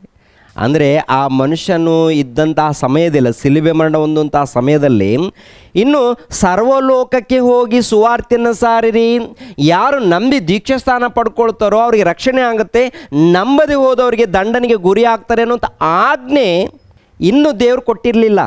ಕೊಟ್ಟಿದ್ದಾರೆ ಆಜ್ಞೆ? ದೀಕ್ಷಾಸ್ಥಾನ ಎನ್ನುವಂಥದ್ದು ಬಂದಿದೆ, ಈ ಆಜ್ಞೆ ಬಂದಿಲ್ಲ ಇನ್ನೂ. ಯಾವಾಗ ಬರುತ್ತೆ ಆಜ್ಞೆ? ಯಾವಾಗ ಯೇಸು ಕ್ರಿಸ್ತರು ಶಿಲುಬೆ ಮರಣ ಹೊಂದುತ್ತಾರೋ, ಸಮಾಧಿ ಮಾಡಲ್ಪಟ್ಟು ಮತ್ತೆ 3ನೇ ದಿನದಲ್ಲಿ ಎದ್ದು ಬರ್ತಾರೋ, ಎದ್ದು ಬಂದ ಮೇಲೆ ಶಿಷ್ಯರಿಗೆ ಕಾಣಿಸಿಕೊಂಡು ನೀವು ಸರ್ವಲೋಕಕ್ಕೆ ಹೋಗಿ ಸರ್ವ ಅಧಿಕಾರ ನನಗೆ ಕೊಡಲ್ಪಟ್ಟಿದೆ, ನೀವು ಹೋಗಿ ಸುವಾರ್ತೆ ಮಾಡಿ, ಯಾರು ನಂಬಿ ದೀಕ್ಷಾಸ್ಥಾನ ಪಡ್ಕೊಳ್ತಾರೋ ಅವರಿಗೆ ರಕ್ಷಣೆ ಬರುತ್ತೆ, ಇಲ್ಲದೆ ಹೋದರೆ ದಂಡನೆಗೆ ಗುರಿ ಆಗ್ತಾರೆ, ಇದು ನನ್ನ ಆಜ್ಞೆ, ಹೋಗಿ ಸಾರಿ ಅಂತಾರೆ. ಯಾವಾಗ ಕೊಟ್ಟಂಥ ಆಜ್ಞೆ ಇದು? ಯೇಸು ಕ್ರಿಸ್ತರು ಪುನರುತ್ಥಾನವನ್ನು ಹೊಂದಿದ ಮೇಲೆ ಕೊಟ್ಟಂಥ ಆಜ್ಞೆ. ಅದಕ್ಕಿಂತ ಮುಂಚಿತವಾಗಿ ಸುವಾರ್ತೆ ಮಾಡ್ತಾರಲ್ಲ, ಆವಾಗ ಈ ಆಜ್ಞೆ ಕೊಟ್ಟಿಲ್ಲ ಇನ್ನು. ಅದಕ್ಕಾಗಿ ಶಿಲುಬೆ ಮೇಲೆ ಮರಣವನ್ನು ಹೊಂದುವಂತಹ ಸಮಯದಲ್ಲಿ ಆ ಮನುಷ್ಯನು ತನ್ನ ತಪ್ಪನ್ನು ತಿಳಿದುಕೊಂಡು, ಪ್ರಭುವೇ ನಿಮ್ಮ ರಾಜ್ಯದೊಡನೆ ಬರುವಾಗ ನನ್ನ ನೆನೆಸ್ಕೊಡ್ರಿ ಅಂತೇಳಿ ಕೇಳಿಕೊಂಡಿರೋದರಿಂದ ಇವತ್ತೇ ನನ್ನ ಜೊತೆಯಲ್ಲಿ ಪರದೇಶಿಯಲ್ಲಿ ಇರುವೆ ಅಂತೇಳಿ ಆ ಮನುಷ್ಯನಿಗೆ ಹೇಳ್ತಾನೆ. ನಿನಗೆ ಹೇಳಲ್ಲ, ಅದು ಅವರ ಕಾಲ. ಅದು ಇವರು ಅಂದ್ಕೊಳ್ತಾರೆ ಹುಚ್ಚರು, ಇವರು ಬಹಳ ದೊಡ್ಡ ದೊಡ್ಡ ಹುಚ್ಚರು ಇದ್ದಾರೆ, ನಮ್ಮ ಮತ್ತೆ ದೊಡ್ಡ ಪಂಡಿತರು ಅಂತ ಹೇಳ್ಕೊಳ್ತಾರೆ. ಮತ್ತು ಏನು ಹೇಳ್ಬೇಕು, ಇವರೆಲ್ಲ ಜ್ಞಾನಿಗಳ ಬುದ್ಧಿವಂತರು ಹೇಳಿ ಪ್ರೇರೆ? ಜ್ಞಾನಿಗಳನ್ಬೇಕಾ ಬುದ್ಧಿಹೀನರನ್ಬೇಕಾ? ಜ್ಞಾನಿಗಳಾಗಿ ನಡೆದುಕೊಡ್ರಿ ಅಂತ ಹೇಳ್ತಾರಲ್ಲ, ಸಮಯವನ್ನು ಸುಮ್ಮನೆ ಕಳೆಯದೆ ಏನ್ರಿ ಈ ದೇವರ ಚಿತ್ತ ಏನೊಂದು ತಿಳಿದುಕೊಂಡು ಜ್ಞಾನಿಗಳಾಗಿ ನಡೆದುಕೊಡ್ರಿ ಅಂದರೆ, ಜ್ಞಾನಿಗಳಂದ್ರೆ ಏನು? ದೀಕ್ಷಾಸ್ಥಾನ ತಗೊಳ್ಳದೆ ಪರವಾಗಿಲ್ಲ ನಮಗೆ ಪರಲೋಕ ಸಿಗುತ್ತಂತ ಹೇಳ್ತಾರೆ, ಅವ್ರು ಜ್ಞಾನಿಗಳಾಗ್ತಾರ? ಎಷ್ಟು ಜನ ಇದ್ದಾರೆ ಹೇಳಿ, ಲೆಕ್ಕ ಹಾಕಿ. ಬಹಳ ಮಂದಿ ಇದ್ದಾರೆ ಪ್ರೇರೆ. ಗುಂಪು ಗುಂಪಾಗಿ ಹೋಗುತ್ತೆ. ಎಲ್ಲಿಗೆ ಹೋಗುತ್ತೆ ಗುಂಪು ಗುಂಪಾಗಿ? ಪರಲೋಕಕ್ಕ ಬೆಂಕಿ ಕೊಂಡಕ್ಕೆ. ಎಲ್ಲಿರುತ್ತೆ ಅದು ಮಾತು? ಮತ್ತಾಯನ ಬರೆದ ಸುವಾರ್ತೆ 7ನೇ ಅಧ್ಯಾಯ 13ನೇ ವಚನವನ್ನು ನೋಡಿ. 13ನೇ ವಚನ, ಇಕ್ಕಟ್ಟಾದ ಬಾಗಿಲಿನಿಂದ ಒಳಕ್ಕೆ ಹೋಗಿರಿ, ನಾಶಕ್ಕೆ ಹೋಗುವ ಬಾಗಿಲು ದೊಡ್ಡದು, ದಾರಿ ಹಗಲವು, ಅದರಲ್ಲಿ ಹೋಗುವವರು ಬಹು ಜನ. ನಿತ್ಯ ಜೀವಕ್ಕೆ ಹೋಗುವ ಬಾಗಿಲು ಇಕ್ಕಟ್ಟು, ದಾರಿ ಬಿಕ್ಕಟ್ಟು, ಅದನ್ನು ಕಂಡುಹಿಡಿಯುವವರು ಸ್ವಲ್ಪ ಜನ. ಎಷ್ಟು ಜನ ಅಂತೆ? ಸ್ವಲ್ಪ ಜನ. ಆ ಸ್ವಲ್ಪ ಜನದಲ್ಲಿ ನಾವಿದ್ದೀವ? ನಾವು ಆ ಕಡೆ ಈ ಕಡೆ ಕಂಗಾಲಾಗ್ತಾ ಇದ್ದೀವ? ನಮಗೇನಾದ್ರೂ ಕಂಗಾಲಿದೆಯಾ? ಆ ಕಡೆ ಈ ಕಡೆ ಏನು ಮಾಡಲಿ, ಇಲ್ಲಿ ಜನ ಬರ್ತಾ ಇಲ್ಲ, ಇಬ್ಬರೇ ಬರಲಿ, ಕಂಗಾಲಾಗಬೇಡಿ. 3 ನಿಂತ್ಕೊಳ್ಳಿ, ಕಂಗಾಲಾಗೋದು ಬೇಡ. ಪರಲೋಕಕ್ಕೆ ಹೋಗುವವರು ಬಹಳ ಸ್ವಲ್ಪ ಮಂದಿ ಅಂತೆ. ಅನೇಕರು ಎಲ್ಲಿಗೆ ಹೋಗ್ತಾರಂತೆ ಇರುತ್ತೆ. ಅನೇಕರು ಎಲ್ಲಿಗೆ ಹೋಗ್ತಾರೆ? ನಾಶನಕ್ಕೆ ಹೋಗ್ತಾರಂತೆ. ಯಾಕೆ ನಾಶನಕ್ಕೆ ಹೋಗ್ತಾರೆ ಅವರು? ಜ್ಞಾನವಂತರು ಏನು ಮಾಡ್ತಾರೆ ಅಂದಾಗ ದೇವರ ಚಿತ್ತವನ್ನು ತಿಳ್ಕೊಳ್ತಾರೆ, ದೇವರ ಆಜ್ಞೆಗಳನ್ನು ತಿಳಿದುಕೊಂಡು ಆಜ್ಞೆಗಳಿಗೆ ಒಳಪಟ್ಟು ಆಜ್ಞೆಗಳನ್ನು ನೆರವೇರಿಸ್ತಾರೆ ಜ್ಞಾನಿಗಳು. ಬುದ್ಧಿಹೀನರು ಏನು ಮಾಡ್ತಾರೆ? ಯಾವುದನ್ನು ಹುಡುಕ್ತಾರೆ? ಶಿಲುಬೆ ಮೇಲೆ ಮರಣ ಹೊಂದಿದ್ದಾನಲ್ಲ, ಮರಣ ಹೊಂದುವಂಥ ಸಮಯದಲ್ಲಿ ಒಬ್ಬ ಕಳ್ಳ ಪರದೇಶಿಗೆ ಹೋಗಿದ್ದಾನಲ್ಲ, ಅದೇ ಪ್ರಕಾರ ನಾವು ಕೂಡ ಸಾಯುವಂಥ ಸಮಯದಲ್ಲಿ ಕೇಳಿದ್ರೆ ಆಯಿತು, ನಮ್ಮನ್ನು ಕೂಡ ಕರ್ಕೊಂಡು ಹೋಗ್ತಾನೆ. ನಿನ್ನನ್ನು ಕರೆದುಕೊಂಡು ಹೋಗ್ತಾನೆ. ಎಲ್ಲಿಗೆ ಕರ್ಕೊಂಡು ಹೋಗ್ತಾನಂದರೆ ಗಬ್ಬಕ್ಕಂತಂದು ಹಿಡಿದು ಪಾತಾಳದಲ್ಲಿ ಯಾತನೆ ಪಡುವಂಥ ಸ್ಥಳ ಇದೆ, ಅಲ್ಲಿಗೆ ಹೋಗಿ ನಿನ್ನನ್ನು ಹಾಕ್ತಾನೆ. ಪರದೇಶಿ ಕಳಿಸಲ್ಲ. ಬುದ್ಧಿವಂತರಾಗಿ ನಡ್ಕೊಂಡ್ರೆ ಅಮ್ಮ, ಬುದ್ಧಿವಂತರಾಗಿ ನಡ್ಕೊಂಡ್ರೆ ನಿನ್ನನ್ನು ಪರದೇಶಿಗೆ ಕರ್ಕೊಂಡು ಹೋಗ್ತಾರೆ. ಯೇಸು ಕ್ರಿಸ್ತರು 2ನೇ ಆಗಮನದಲ್ಲಿ ಬಂದಾಗ ಪರಲೋಕಕ್ಕೆ ಕರೆದುಕೊಂಡು ಹೋಗ್ತಾರೆ. ಅಲ್ಲಿ ಪರಲೋಕದಲ್ಲಿ ಅದ್ಭುತವಾದಂಥ ಮನೆ, ದೇವರ ಬಳಿಯಲ್ಲಿ ಅನೇಕ ಬಿಡಾರಗಳಿವೆ ಅಂತ ಹೇಳ್ತಾರಲ್ಲ. ನನ್ನ ತಂದೆಯ ಮನೆಯಲ್ಲಿ ಅನೇಕ ಬಿಡಾರಗಳಿವೆ, ಇಲ್ಲದಿದ್ದರೆ ನಿಮಗೆ ಹೇಳುತ್ತಿದ್ದೇನು, ನಾನು ಬಂದು ನಿಮ್ಮನ್ನು ಕರೆದುಕೊಂಡು ಹೋಗ್ತೇನೆ. ಎಲ್ಲಿ ಗೊತ್ತಾ? ಪರಲೋಕದಲ್ಲಿ ನನ್ನ ತಂದೆಯ ಬಳಿಯಲ್ಲಿ ಅನೇಕ ಬಿಡಾರಗಳು, ಅನೇಕ ಮನೆಗಳು, ಆತ್ಮಿಕವಾದಂಥ ಮನೆಗಳು. ನೀವು ಅಲ್ಲಿ ಇರಬೇಕು, ದೇವರ ಬಳಿಯಲ್ಲಿ. ಅಲ್ಲಿ ಬೇಕು ಅಂದಾಗ ನೀವು ಬರಬೇಕು ಅಂದರೆ ಈ ಲೋಕದಲ್ಲಿ ನೀವು ಹೇಗೆ ನಡ್ಕೊಳ್ತೀರಾ? ಜ್ಞಾನವಂತರಾಗಿ ನಡ್ಕೊಳ್ರಿ. ಕಾಲವನ್ನು ಸುಮ್ಮನೆ ಕಳಿಬಾರ್ದು. ಇದು ದೇವ್ರು ಕೊಟ್ಟಂಥ ಕಾಲ. ಜ್ಞಾನಿಗಳಾಗಿ ನಡ್ಕೊಳ್ಬೇಕು. ಜ್ಞಾನಿಗಳಂದರೆ ಸುಮ್ಮನೆ ಯಾರು ಮಾತಾಡಲ್ಲ. ಏನ್ರಿ ಜ್ಞಾನಿಗಳು ಯಾರಾದರೂ ಮಾತಾಡ್ತಾರ? ಜ್ಞಾನಿಗಳಂದಾಗ ಮೊಟ್ಟ ಮೊದಲು ನಮ್ಮ ಆತ್ಮವನ್ನು ನಾವು ಕಾಪಾಡಿಕೊಳ್ತೀವಿ, ಆಮೇಲೆ ಮನೆಯಲ್ಲಿದ್ದವರ ಆತ್ಮಗಳನ್ನು ಕಾಪಾಡಿಕೊಳ್ಳೋದಕ್ಕೆ ಪ್ರಯತ್ನ ಮಾಡ್ತಾರೆ. ಸಭೆಯಲ್ಲಿದ್ದಂಥ ಆತ್ಮಗಳು ಕೂಡ ಕಾಪಾಡಿಕೊಳ್ಳೋದಕ್ಕೆ ಪ್ರಯತ್ನ ಮಾಡ್ತಾರೆ. ಮೊಟ್ಟ ಮೊದಲು ನನ್ನ ಆತ್ಮ, ಆಮೇಲೆ ನನ್ನ ಕುಟುಂಬದ ಆತ್ಮ, ಆಮೇಲೆ ನನ್ನ ಸಭೆಯಲ್ಲಿ ಎಷ್ಟು ಮಂದಿ ಇದ್ದಾರೆ ಅವರೆಲ್ಲರನ್ನ ನಾನು ಕಾಪಾಡಬೇಕು, ಆ ಜವಾಬ್ದಾರಿ ಹೊಂದಿರ್ತಾರೆ. ಇನ್ನೊಬ್ಬರನ್ನ ಅವಮಾನಪಡಿಸೋದು, ಇನ್ನೊಬ್ಬರನ್ನ ನಿಂದಿಸೋದು, ಇನ್ನೊಬ್ಬರನ್ನ ಅವಹೇಳನವಾಗಿ ಮಾಡುವಂಥದ್ದು, ಆ ಮನುಷ್ಯ ದೇವ್ರ ಭಕ್ತನಾಗಲ್ಲ ಪ್ರೇರಿ. ಇನ್ನು ದೇವ್ರ ಜ್ಞಾನ ಅರ್ಥ ಮಾಡಿಕೊಂಡಿಲ್ಲ. ಯೇಸು ಕ್ರಿಸ್ತರ ಪ್ರೀತಿ ಇರಲ್ಲ ರೀ ಅವರಲ್ಲಿ. ಯೇಸು ಕ್ರಿಸ್ತರ ಪ್ರೀತಿ ಇದ್ದರೆ ಯೇಸು ಪ್ರಭು ಏನು ಮಾಡಿದ್ದಾರೆ? ಶತ್ರುಗಳನ್ನೇ ಕ್ಷಮಿಸಿದ್ದಾರಲ್ಲ. ಶತ್ರುಗಳನ್ನೇ ನನ್ನ ಪ್ರಭು ಕ್ಷಮಿಸಿರುವಾಗ ಅವ್ರಿಗೋಸ್ಕರ ಏನಂದ್ರೆ ಲೋಕದಗೋಸ್ಕರ ಪಾಪಾತ್ಮರಾಗಿರುವಂಥ ನಮಗೋಸ್ಕರ ಅವ್ರು ಪ್ರಾಣ ತ್ಯಾಗ ಮಾಡಿರುವಾಗ ನಮಗೆ ಯಾಕೆ ಆ ಮನಸ್ಸು ಬರ್ತಾ ಇಲ್ಲ? ಈ ಲೋಕದ ಅಜ್ಞಾನದಲ್ಲಿ ಇದ್ದಾರಂತ ಅರ್ಥ ರೀ. ಅಂದರೆ ಏನು ಅರ್ಥ ಆಗುತ್ತೆ? ಸಮಯ ಬಹಳ ಸ್ವಲ್ಪ. ಈ ಸ್ವಲ್ಪ ಕಾಲದಲ್ಲಿ ಯಾವಾಗ ನಾವು ಗೊಟಕ್ಕಂತೀವೋ ಗೊತ್ತಿಲ್ಲ, ಯಾವಾಗ ಕೈ ಕಾಲುಗಳು ಬಿದ್ದೋಗ್ತೋ ಗೊತ್ತಿಲ್ಲ, ಯಾವಾಗ ಉಸಿರು ನಿಂತೋಗುತ್ತೋ ಗೊತ್ತಿಲ್ಲ, ಯಾವಾಗ ಪ್ರಾಣ ಹೋಗುತ್ತೋ ಗೊತ್ತಿಲ್ಲ. ಇರೋ ಕಾಲ ಸ್ವಲ್ಪ ಸ್ವಲ್ಪ. ಅಪಾಯಗಳು ಎಷ್ಟು? ರೋಗ ವಿಷಯದಲ್ಲಿ ಅಂದುಕೊಳ್ಳೋಣ. ರೋಗ ವಿಷಯದಲ್ಲಿ ಎಷ್ಟಿದೆ? ಒಂದೆರಡ ವಿಧ ವಿಧವಾದಂಥ ರೋಗಗಳು, ಸುಮಾರು ಸಾವಿರಾನುಗಟ್ಟಲೆ ರೋಗಗಳು ತುಂಬಿಕೊಂಡಿದೆ ಎಲ್ಲ ಕಡೆ. ಈ ನೀರು ಕುಡಿದ್ರೆ ಇದು ರೋಗ, ಆ ನೀರು ಕುಡಿದ್ರೆ ಅದು ರೋಗ, ಇದು ತಿಂದರೆ ಈ ರೋಗ, ಅದು ತಿಂದರೆ ಆ ರೋಗ ಅಂತೇಳಿ ಅನೇಕ ರೋಗಗಳಿಗೆ ಸಂಬಂಧಪಟ್ಟಂಥ ಆಹಾರಗಳು ನಮ್ಮ ಸುತ್ತಮುತ್ತಲು ಇವೆ ಪ್ರಿಯರೇ. ತರಕಾರಿ ತಿಂದರೆ ತರಕಾರಿಯಲ್ಲಿ ನೋಡಿ ಯಾವುದು ಒಳ್ಳೆಯದು ಯಾವುದು ಕೆಟ್ಟದು ಏನ್ರಿ ಅರ್ಥ ಆಗುತ್ತಲ್ಲ. ಯಾವ ಹಣ್ಣುಗಳು ಸರಿ ಇದೆ ಏನ್ರಿ? ಆ್ಯಪಲ್ ಹಣ್ಣು ತಗೊಳ್ಳುವಾಗ ನೋಡೋದಕ್ಕೆ ಹೊರಗಡೆ ಕಲರ್ ಇರುತ್ತೆ, ಮೇಲ್ಗಡೆ ಏನೋ ಕೆಮಿಕಲ್. ಕೆಲವು ಹಣ್ಣುಗಳು ತೊಗೊಂಡಾಗ ಏನ್ರಿ ಚಾಕು ತೊಗೊಂಡು ಕೆದರ್ತಾ ಇದ್ದಾರೆ, ಸ್ವಲ್ಪ ಸ್ವಲ್ಪ ಫಿನಿಶಿಂಗ್ ಬರೋದಕ್ಕೆ ಏನು ಹಾಕಿರ್ತಾರೆ. ಮೊದಲು ಹಾಗಿರಲಿಲ್ಲ. ಇವಾಗ ಎಲ್ಲ ನೋಡುವಾಗ ಏನ್ರಿ ನೀರಿನಲ್ಲಿ ಕೆಮಿಕಲ್ ಇರುತ್ತೆ, ಹಣ್ಣಿನಲ್ಲಿ, ಹಾಲಿನಲ್ಲಿ, ಪ್ರತಿಯೊಂದಿನಲ್ಲಿ. ಎಣ್ಣೆ ಅಂತಂದ್ರೆ ಸರ್ವನಾಶ. ಹೆಸರೇನಪ್ಪ? ಇದು ಕಡಲೆಕಾಯಿ ಬೀಜದ ಎಣ್ಣೆ ಏನ್ರಿ? ಕಡಲೆಕಾಯಿ ಬೀಜ ಎಣ್ಣೆ ಎಷ್ಟು ಮಾರಾಟ ಮಾಡ್ತಾರೆ ಪ್ರಿಯರೇ? 150 ರೂಪಾಯಿ ಲೀಟ್ರ್, 200 ರೂಪಾಯಿ ಲೀಟ್ರ್. 200 ರೂಪಾಯಿ ಲೀಟ್ರು ಒಳ್ಳೆ ಒರಿಜಿನಲ್ ಸಿಗುತ್ತೆ, ಪ್ಯೂರ್ ಸಿಗುತ್ತೆ. ಅದನ್ನು ತಯಾರು ಮಾಡಬೇಕಂದ್ರೇ ಸುಮಾರು 400 ರೂಪಾಯಿ 300 ರೂಪಾಯಿ ಖರ್ಚಾಗುತ್ತೆ. ಇವರು 200 ರೂಪಾಯಿ ಕೊಡ್ತಾ ಇದ್ದಂದ್ರೆ ಏನದು? ಹೊರಗಡೆ ಫೋಟೋ ಮಾತ್ರ ಇರುತ್ತೆ, ಒಳಗಡೆ ಯಾವುದು ಇರುತ್ತೆ ನೀವು ಊಹೆ ಮಾಡಬೇಕು. ಅಂದರೆ ಹೆಚ್ಚಾಗಿ ಈ ಆಹಾರ ಪದಾರ್ಥಗಳು ನೋಡುವಾಗ ಎಲ್ಲ ಕಡೆ ಹೆಚ್ಚಾಗಿ ಏನಿದೆ ಅಂತ ಗೊತ್ತಾಗುತ್ತೆ. ಇದರ ಮೂಲಕ ನಮಗೆ ಅಪಾಯಗಳಿದೆ ಅಂತ ಗೊತ್ತಾಗುತ್ತೆ. ಟೋಟಲ್ ಅನೇಕ ರೋಗಗಳಂದಾಗ ನಿಮ್ಮ ಎಷ್ಟು ಅಂದರೆ ನರಗಳೆಷ್ಟಿದೆ, ನಿಮ್ಮ ನರಗಳೆಷ್ಟಿದೆ, ಎಲುಬುಗಳೆಷ್ಟಿದೆ, ಆಮೇಲೆ ಮಾಂಸ, ಆಮೇಲೆ ಚರ್ಮ, ಇದೆಲ್ಲ ಅಂಗಾಲು ಮೊದಲುಗೊಂಡು ಎಷ್ಟು ಅವಯವಗಳಿದೆಯೋ ಅಷ್ಟು ರೋಗಗಳು ಪ್ರಪಂಚ ದೇಶದಲ್ಲಿ ತುಂಬಿ ತುಳುಕಿದೆ. ಒಂದಲ್ಲ ಎರಡಲ್ಲ. ಎಷ್ಟು ಕಣಗಳಿದೆ, ಎಷ್ಟು ನರಗಳಿದೆ, ಎಷ್ಟು ಎಲುಬುಗಳಿದೆ. ಈ ಎಲುಬಿಗೆ ಸಂಬಂಧಪಟ್ಟಂಥ ರೋಗ, ನರಗಳಿಗೆ ಸಂಬಂಧಪಟ್ಟಂಥ ರೋಗ ಏನ್ರಿ, ಕಣಗಳಿಗೆ ಸಂಬಂಧಪಟ್ಟ ರೋಗ, ರಕ್ತಕ್ಕೆ ಸಂಬಂಧಪಟ್ಟದ್ದು, ಚರ್ಮಕ್ಕೆ ಸಂಬಂಧಪಟ್ಟದ್ದು, ಕೂದಲಿಗೆ ಸಂಬಂಧಪಟ್ಟದ್ದು. ಒಟ್ಟಿನಲ್ಲಿ ರೋಗಗಳೆಷ್ಟಿದೆ ಪ್ರಿಯರೇ. ಅದರಲ್ಲಿ ಅಂಟು ರೋಗಗಳಂದರೆ ಮತ್ತೆ ಕರೋನಾ ಬಂತಲ್ಲ, ಇದು ಅಂಟು ರೋಗ, ಏಡ್ಸ್ ರೋಗ, ಅಂಟು ರೋಗ. ಇಂಥ ರೋಗ ಬಂದಾಗ ಮರಣ ಗ್ಯಾರಂಟಿ, ತಪ್ಪಿಸ್ಕೊಳ್ಳೋಕ್ಕೆ ಬಹಳ ಕಷ್ಟ. ಮತ್ತು ಮೆಡಿಷನ್ ಏನ್ರಿ, ಇಷ್ಟೆಲ್ಲ ರೋಗ ಇದ್ದಾಗ ಮತ್ತೆ ನಮ್ಮನ್ನು ಕಾಪಾಡೋದಕ್ಕೆ ಎಲ್ಲ ವ್ಯವಸ್ಥೆ ಮಾಡಿದ್ದಾರಾ ಇಲ್ವಾ? ಊಟದಲ್ಲಿ ಒಳ್ಳೆ ಆರೋಗ್ಯ ಕೊಟ್ಟಿದ್ದಾರೆ. ಕೆಟ್ಟೋಗಿದೆ ಅಂದರೆ ಮನುಷ್ಯರ ಮೂಲಕ ಕೆಟ್ಟೋಗಿದೆ, ಹೌದಲ್ವಾ? ಕೆಟ್ಟೋಗಿದೆ. ಯಾರ ಮೂಲಕ ಕೆಟ್ಟೋಗಿದೆ? ಮನುಷ್ಯರು ಕೈ ಹಾಕಿದರೆ ಕೆಟ್ಟೋಗುತ್ತೆ ರೀ. ಮನುಷ್ಯನೇನಪ್ಪ ಅಂದರೆ ಸ್ವಾರ್ಥ ಚಿಂತಕನು. ಇವನು ಏಕ್ದಮ್ ನಾನು ಬೆಟ್ಟ ಹತ್ತಬೇಕಂತಾನೆ, ಇವನು ಏಕ್ದಮ್ ನಾನು ಕೋಟ್ಯಾಧೀಶ್ವರ ಆಗಬೇಕು. ಯಾರು ಸತ್ರು ಪರವಾಗಿಲ್ಲ, ನಾನು ಕೋಟ್ಯಾಧೀಶ್ವರ ಆಗಬೇಕು. ಅದಕ್ಕೆ ಏನೇನೋ ಬಳಸ್ತಾನೆ, ಏನೇನೋ ಮಾಡ್ತಾನೆ. ಯಾರು ಸತ್ರು ಪರವಾಗಿಲ್ಲ ಅಂತೇಳಿ ಎಂತೆಂಥೋ ಕೆಟ್ಟ ಉದ್ಯೋಗ ಮಾಡ್ತಾನೆ, ವ್ಯಾಪಾರ ಮಾಡ್ತಾನೆ, ನಾಶ. ಅದಕ್ಕೆ ಅನೇಕ ರೋಗಗಳು ಹುಟ್ಟಿಕೊಂಡೆ. ಆದರೂ ಕೂಡ ದೇವರು ಕನಿಕರಿಸಿ ಏನಿಟ್ಟಿದ್ದಾರೆ ಹೇಳಿಮ್ಮ? ಪ್ರಕೃತಿಯಲ್ಲಿ ಎಲ್ಲ ಕಡೆ ಔಷಧಿ ಇಟ್ಟಿದ್ದಾರೆ ಇಲ್ವಾ? ಏನಂತೀರ ಅದಕ್ಕೆ? ಔಷಧಿ ಅಂದರೆ ಎಲ್ಲ ರೋಗಗಳಿಗೆ ಗುಣವಾಗೋದಕ್ಕೆ ಔಷಧಿ ಇಟ್ಟವರು ದೇವರು. ಔಷಧಿ ದೇವ್ರು ಇಟ್ಟಿದ್ದಾರೆ ಅಂದರೆ ಅಲ್ಲಿ ಏನು ಕಾಣುತ್ತೆ ಹೇಳ್ಬೇಕು ನೀವು? ಕೆಲವರು ಭಕ್ತರಿರ್ತಾರೆ, ನಾನು ಔಷಧೇ ಮುಟ್ಟಲ್ಲ ಅಂತೇಳಿ ರೋಗ ತಂದುಕೊಂಡಿದ್ದಾರೆ ಬಹಳ ಮಂದಿ. ಅಲ್ಲ, ಔಷಧಿ ಯಾರು ಕೊಟ್ಟಿದ್ದಾರೆ ಹೇಳಿ? ದೇವ್ರ ಕೃಪೆಲ್ಲ. ಈ ಎಲೆಗಳಿದೆಯಲ್ಲ, ಎಲೆಗಳಲ್ಲಿ ಔಷಧಿ ಅಂತ ಹೇಳ್ತಾರೆ, ಕಾಳುಗಳಲ್ಲಿ ಔಷಧಿ ಇದೆ ಅಂತ ಹೇಳ್ತಾರೆ, ಮೀನುಗಳಲ್ಲಿ ಔಷಧಿ ಇದೆ ಅಂತ ಹೇಳ್ತಾರೆ. ಮೀನುಗಳು ಯಾರ ಮೂಲಕ ಬಂತು? ದೇವ್ರ ಕೃಪೆ ಮೂಲಕ. ಮೀನುಗಳು, ಹಾವುಗಳು, ಜಂತುಗಳು, ಪ್ರಾಣಿಗಳು, ಪಕ್ಷಿಗಳು ಪ್ರತಿಯೊಂದರಲ್ಲಿ ಔಷಧಿಯನ್ನು ತೆಗೆದಿದ್ದಾರಾ ಇಲ್ವಾ? ಪ್ರತಿ ಎಲೆಗಳಲ್ಲಿ ಔಷಧಿ ಇದೆಯಾ ಇಲ್ವಾ? ಪ್ರತಿ ಮರಗಳಲ್ಲಿ ಇದೆಯಾ ಇಲ್ವಾ? ಪ್ರತಿ ಬೇರುಗಳಲ್ಲಿ ಸಹಿತ ಔಷಧಿ. ಅಷ್ಟಾಕೆ ಪ್ರೇಯರ್ ಗರಿಕೆ ಅಂತ ಹೇಳ್ತೀವಲ್ಲ, ಗರಿಕೆ. ಆ ಗರಿಕೆ ಕೂಡ ನೀವು ಕಷಾಯ ಮಾಡ್ಕೊಂಡು ಕುಡಿದ್ರೆ ಅದರಲ್ಲೂ ಕೂಡ ನಿಮಗೆ ಮೆಡಿಷನ್ ಸಿಗುತ್ತಂತೇಳಿ ವಿಜ್ಞಾನಿಗಳು ಹೇಳ್ತಾರೆ. ಅದರಲ್ಲಿ ಕೂಡ ಔಷಧಿ ಇದೆ.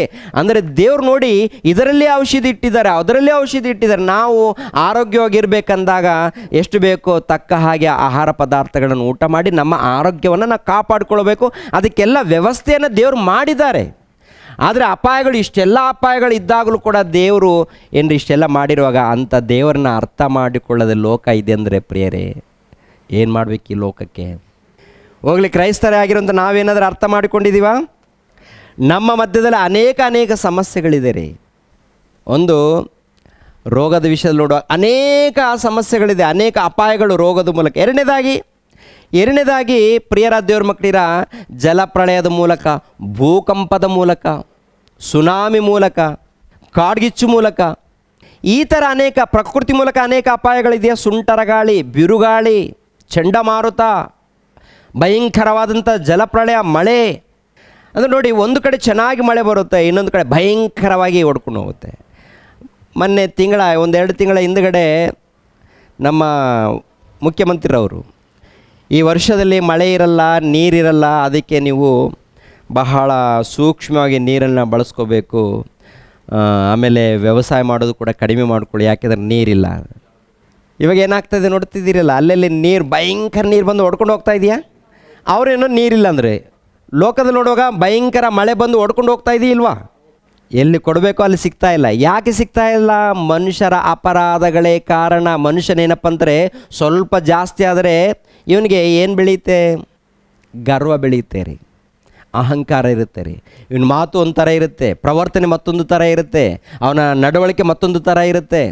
ಅಂದರೆ ಸ್ವಲ್ಪ ಹಣ ಇದ್ದರೆ ಸಾಕು, ಸ್ವಲ್ಪ ಆಸ್ತಿ ಇದ್ದರೆ ಸಾಕು, ನಾನಂದರೆ ಏನು ಅಂದುಕೊಂಡಿದ್ದೆ ಅಂತಾರೆ. ಅದಕ್ಕೆ ದೇವರು ಏನು ಮಾಡ್ತಾರೆ? ಪಟ್ ಅಂದೊಂದು ಪೆಟ್ಟು ಹೊಡಿತಾರೆ.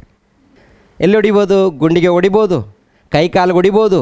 ಅವಾಗೇನು ಮಾಡಬೇಕು? ಬುದ್ಧಿವಂತರಾದರೆ ಏನು ಮಾಡ್ತಾರೆ? ಅಮ್ಮೋ, ನಾನೇನೋ ತಪ್ಪು ಮಾಡಿದ್ದೀನಿ, ಅದಕ್ಕೆ ಈ ಪೆಟ್ಟು, ದೇವ ಇನ್ಮೇಲೆ ನಾನು ತಪ್ಪು ಮಾಡಲ್ಲ ಅಂತೇಳಿ ಬುದ್ಧಿವಂತರು ಸೆಟ್ ಆಗ್ತಾರೆ. ಅವಿವೇಕಿಗಳೇನಾಗ್ತಾರೆ? ಹೋಗ್ತಾರೆ, ಸೆಟ್ ಆಗಲ್ಲ. ಅಜ್ಞಾನಿಗಳು ಸೆಟ್ ಆಗಲ್ಲ. ಆದರೆ ಸ್ವಲ್ಪ ಮಂದಿ ಇದ್ದರೂ ಪರವಾಗಿಲ್ಲ ರೀ, ನಾವು ಹೇಗಿರ್ಬೇಕು ಹೇಳಿ? ಜ್ಞಾನವಂತರಾಗಿ ನಡ್ಕೊಳ್ಬೇಕು ಅಂತ ಹೇಳ್ತಾರೆ. ಯಾಕೆಂದರೆ ಕೊನೆ ದಿನದಲ್ಲಿದ್ದೀವಿ. ಕೊನೆ ದಿನದಲ್ಲಿದ್ದಂಥ ನಾವು ಸ್ವಲ್ಪ ಆಯುಷ್ಕಾಲ ಪಡ್ಕೊಂಡಿದ್ದು, ಸ್ವಲ್ಪ ಆಯುಷ್ಕಾಲ. ಆ ಆಯುಷ್ಕಾಲ ಯಾವಾಗ ಏನಾಗುತ್ತೋ ಗೊತ್ತಿಲ್ಲ. ಆದರೆ ಅನೇಕ ರೌಂಡಾಗಿ ನಮಗೆ ಅಪಾಯಗಳು ಇದೆ ರೀ. ರೋಗದ ವಿಷಯದಲ್ಲಿ ಅಪಾಯಗಳು, ಪ್ರಕೃತಿ ಮೂಲಕ ಅಪಾಯಗಳು. ನಾವು ಪ್ರಯಾಣ ಮಾಡುವಂಥ ಸಮಯದಲ್ಲಿ ಇದು ಯಾವ ರೀತಿ ಇರುತ್ತೆ? ನಾವೇನು ಕರೆಕ್ಟಾಗಿ ಪ್ರಯಾಣ ಮಾಡ್ತಾ ಇರ್ತೀವಿ ಏನ್ರಿ? ಬರೋರು ಹೇಗೆ ಬರ್ತಾರೆ ಹೇಳಿ? ಹೇಗೆ ಬರ್ತಾರೆ ಬರೋರು? ನಾವೇನು ಕರೆಕ್ಟಾಗಿ ಪ್ರಯಾಣ ಮಾಡ್ತಾ ಇರ್ತೀವಿ, ನಮ್ಮದು ಕರೆಕ್ಟಾಗಿ ಇರುತ್ತೆ ಅಂತ ಅಂದ್ಕೊಳ್ಳೋಣ. ಬರೋನು ಹೇಗೆ ಬರ್ತಾನೆ? ನ್ಯಾಯವಾಗಿ ಬರ್ತಾನ? ಅವನು ಹೇಗೆ ಬರ್ತಾನೋ ಗೊತ್ತಿಲ್ಲ. ಅವನು ಹೋಗ್ತಾನೆ, ನಮ್ಮನ್ನು ಹಾಳು ಮಾಡ್ತಾನೆ, ಅವನು ಹೋಗ್ತಾನೆ, ಇದ್ದವ್ರನ್ನು ಕೂಡ ಹಾಳು ಮಾಡ್ತಾನೆ. ಅಂದರೆ ಈ ರೀತಿಯ ಆಕ್ಸಿಡೆಂಟ್ಗಳು ಕೂಡ ಬಹಳ ನಡೀತಾ ಇದೆ ಪ್ರಪಂಚ ದೇಶದಲ್ಲಿ. ರೋಗದ ಅಂದರೆ ಶಾರೀರಿಕವಾದಂಥ ರೋಗದಲ್ಲಿ ಅನೇಕ ಅಪಾಯಗಳಿದೆ. ಅದೇ ರೀತಿಯಲ್ಲಿ ಪ್ರಕೃತಿ ಮೂಲಕ ಅನೇಕ ಅಪಾಯಗಳಿದೆ. ಪ್ರಕೃತಿ ಮೂಲಕ ಅಂತಂದರೆ ಜಲಪ್ರಳಯದ ಮೂಲಕ ಅನೇಕರು ಮರಣ ಹೊಂದುತ್ತಾ ಇದ್ದಾರೆ. ಭೂಕಂಪ ಎಲ್ಲಿ ಬರುತ್ತೋ ಗೊತ್ತಿಲ್ಲ. ಈ ಸ್ಥಳದಲ್ಲಿ ಭೂಕಂಪ ಬರಲ್ಲ ಅಂತ ಹೇಳೋಕ್ಕಾಗಲ್ಲ ರೀ. ಈ ಸ್ಥಳದಲ್ಲಿ ಜಲಪ್ರಳಯ ಬರಲ್ಲ ಅಂತ ಹೇಳೋಕ್ಕಾಗಲ್ಲ ರೀ. ಈ ಸ್ಥಳದಲ್ಲಿ ಸುಂಟರ ಗಾಳಿ ಬರಲ್ಲ, ಹೊಡ್ಕೊಂಡು ಹೋಗಲ್ಲ ಅಂತ ಹೇಳೋಕ್ಕಾಗಲ್ಲ ರೀ. ಈ ಸ್ಥಳದಲ್ಲಿ ರೋಗಗಳು ಬರೋದಿಲ್ಲ ಅಂತ ಹೇಳೋಕ್ಕಾಗಲ್ಲ. ಎಂತೆಂಥವ್ರನ್ನೇ ದೇವರು ಹೊಡೆದಿದ್ದಾರೆ, ಎಂತೆಂಥವ್ರನ್ನೇ ದೇವರು ನಾಶ ಮಾಡಿದ್ದಾರೆ. ಆಲೋಚನೆ ಮಾಡಿ, ಏನು ಅರ್ಥ ಆಗುತ್ತೆ ನಮಗೆ ಎಲ್ಲರಿಗೂ? ನಮಗೆ ಕೊಡಲ್ಪಟ್ಟಂಥ ಅವಧಿ ಬಹಳ ಸ್ವಲ್ಪ. ರೌಂಡಾಗಿ ನೋಡುವಾಗ ಬಹಳ ಅಪಾಯಗಳು ಕಾದುಕೊಂಡಿವೆ. ರೋಮಾಪುರದವರಿಗೆ ಬರೆದ ಪತ್ರಿಕೆ 13ನೇ ಅಧ್ಯಾಯ 8ನೇ ವಚನವನ್ನು ನೋಡಿ ಪ್ರಿಯರೇ. 8ನೇ ವಚನದಿಂದ, ಒಬ್ಬರನ್ನೊಬ್ಬರು ಪ್ರೀತಿಸಬೇಕೆಂಬ ಋಣವೇ ಹೊರತು ಬೇರೆ ಯಾವ ಸಾಲವೂ ನಿಮಗೆ ಇರಬಾರದು. ಮತ್ತೊಬ್ಬರನ್ನು ಪ್ರೀತಿಸುವವನು ಧರ್ಮ ಪ್ರಮಾಣವನ್ನೆಲ್ಲ ನೆರವೇರಿಸುವವನಾಗಿದ್ದೇನೆ. ಹೇಗೆಂದರೆ, ವ್ಯಭಿಚಾರ ಮಾಡಬಾರದು, ನರಹತ್ಯೆ ಮಾಡಬಾರದು, ಕದಿಯಬಾರದು, ಪರರ ಸೊತ್ತನ್ನು ಆಶಿಸಬಾರದು, ಈ ಮೊದಲಾದ ಎಲ್ಲ ಕಟ್ಟಳೆಗಳು ನಿನ್ನ ನೆರೆಯವರನ್ನು ನಿನ್ನಂತೆಯೇ ಪ್ರೀತಿಸಬೇಕು ಎಂಬ ಒಂದೇ ಮಾತಿನಲ್ಲಿ ಅಡಕವಾಗಿದೆ. ಪ್ರೀತಿಯು ಮತ್ತೊಬ್ಬರಿಗೆ ಯಾವ ಕೇಡನ್ನು ಮಾಡುವುದಿಲ್ಲ. ಪ್ರೀತಿಯು ಮತ್ತೊಬ್ಬರಿಗೆ ಯಾವ ಕೇಡನ್ನು ಮಾಡೋದಿಲ್ಲ. ಆ ಪ್ರೀತಿನೇ ಯೇಸು ಕ್ರಿಸ್ತರು. ಆ ಪ್ರೀತಿ ಎಂಬ ಯೇಸು ಕ್ರಿಸ್ತರು ನಮ್ಮಲ್ಲಿದ್ದಾಗ ಇನ್ನೊಬ್ಬರಿಗೆ ಕೇಡು ಮಾಡ್ತೀವೋ? ಇನ್ನೊಬ್ಬರಿಗೆ ಕೇಡು ನಡೆಯುತ್ತಾ? ಇನ್ನೊಬ್ಬರು ನಮ್ಮನ್ನು ನಿಂದಿಸಿರ್ಬೋದು, ಅವಮಾನಪಡಿಸಿರ್ಬೋದು, ಏನೋ ಮಾಡಿರ್ಬೋದು. ನಾವೇನು ಮಾಡ್ತೀವಿ? ನಿಜವಾಗ್ಲೂ ನಮ್ಮಲ್ಲಿ ಯೇಸು ಕ್ರಿಸ್ತರಿದ್ದರೆ ನಾವೇನು ಮಾಡ್ತೀವಿ? ಪ್ರೀತಿ ಇನ್ನೊಬ್ಬರನ್ನ ಹಾಳು ಮಾಡಲ್ಲ. ಅವನು ಶತ್ರು ಆಗಿದ್ದರೂ ತಂದೆ ಆ ಮನುಷ್ಯನನ್ನು ಕ್ಷಮಿಸಿ ಅವನನ್ನು ನರಕಕ್ಕೆ ತಳ್ಳಬೇಡಿ, ಅವನನ್ನು ಕಾಪಾಡಿ ಅವನಿಗೆ ಒಳ್ಳೆ ಮನಸ್ಸನ್ನು ಕೊಡಿ ಅಂತೇಳಿ ನಿಜವಾದ ಭಕ್ತರು, ಯಥಾರ್ಥವಾದಂಥ ಭಕ್ತರು ಹೀಗೆ ಕೇಳ್ಕೊಳ್ತಾರೆ. ಹೌದು ಪ್ರಿಯರೇ, ಆಲೋಚನೆ ಮಾಡಿ. ಇಂಥದ್ದೇನಾದರೂ ನಮ್ಮಲ್ಲಿ ನಡೀತಾ ಇದೆ ಅಂತ ನೋಡುವಾಗ ಇಲ್ಲ, ಯಾಕೆಂದರೆ ಜ್ಞಾನವಂತರಾದರೆ ಈ ರೀತಿ ನಡ್ಕೊಳ್ತಾರೆ. ಯಾಕೆಂದರೆ ಪ್ರಿಯರ ದೇವ್ರ ಮಕ್ಕಳು, ಈ ಲೋಕದಲ್ಲಿರೋದು ಸ್ವಲ್ಪ ಕಾಲ. ನಾವು ಯಾವಾಗ ಸತ್ತು ಹೋಗ್ತೇವೋ ಗೊತ್ತಿಲ್ಲ, ಯಾವಾಗ ಪ್ರಾಣ ಹೋಗುತ್ತೋ ಗೊತ್ತಿಲ್ಲ. ಆದರೆ ತಂದೆ, ನಾನು ನಿಮಗೋಸ್ಕರ ಬದುಕ್ತೀನಿ. ನಾನು ಪ್ರಾರ್ಥನೆ ಮಾಡಿದ್ರು, ಆರಾಧನೆ ಮಾಡಿದ್ರು, ಇಲ್ಲ ಸುವಾರ್ತೆ ಮಾಡಿದ್ರು, ಇವೆಲ್ಲ ಕೂಡ ನೀವು ಮೆಚ್ಚುವಂಥ ರೀತಿಯಲ್ಲಿ ಮಾಡ್ತೀನಿ ಅಂತೇಳಿ ನಿಜವಾದ ಜ್ಞಾನಿಗಳು, ಬುದ್ಧಿವಂತರು ನಡ್ಕೊಳ್ತಾರೆ. ಅಜ್ಞಾನಿಗಳೇನು ಮಾಡ್ತಾರೆ? ಲೋಕದಗೋಸ್ಕರ ತವಕ ಪಡ್ತಾರೆ. ಪ್ರಭು ಏನು ಹೇಳಿದ್ದಾರೆ? ಲೋಕದಗೋಸ್ಕರ ತವಕ ಪಡಬೇಡಿ, ದೇವರ ರಾಜ್ಯಕ್ಕಾಗಿ, ನೀತಿಗಾಗಿ ತವಕ ಪಡಿ. ನಿಮ್ಗೇನು ಬೇಕು ನನಗೆ ಗೊತ್ತು, ನಾನಿದ್ದೀನಿ, ನೀವೇನು ಭಯಪಡಕ್ಕೆ ಹೋಗ್ಬೇಡಿ ಮಕ್ಕಳಿರ ಅಂತ ಹೇಳ್ತಾರೆ. ಈ ವಚನವನ್ನು ಎಲ್ಲಿ ಆಡ್ತೀವಿ ಹೇಳಿ ಪ್ರಿಯರೇ? ಎಲ್ಲ ಕಡೆ ಸಭೆಯಲ್ಲಿ ಎಲ್ಲ ಕಡೆ ಆಡ್ತೀವಿ. ಏನು ಆಡ್ತೀವಿ? ದೇವರ ರಾಜ್ಯಕ್ಕಾಗಿ, ನೀತಿಗಾಗಿ ತವಕ ಪಡಿರಿ, ಆಗ ಎಲ್ಲ ದೊರೆಯುವುದು.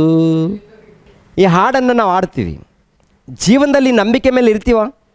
ನಿಜವಾಗ್ಲೂ ನಮ್ಮ ಜೀವನದಲ್ಲಿ ಈ ನಂಬಿಕೆ ಮೇಲೆ ಇದ್ದೀವ ಅಂತ ನೋಡುವಾಗ ಒಳ್ಳೆ ಭಕ್ತರಿದ್ದಾರೆ ಪ್ರಿಯ, ನಾನಿಲ್ಲ ಅಂತ ಹೇಳ್ತಾರೆ. ಅಲ್ಲೆಲ್ಲ ಒಳ್ಳೆ ಭಕ್ತರಿದ್ದಾರೆ, ಆ ಮಾತಿನ ಮೇಲೆ ಇರ್ತಾರೆ.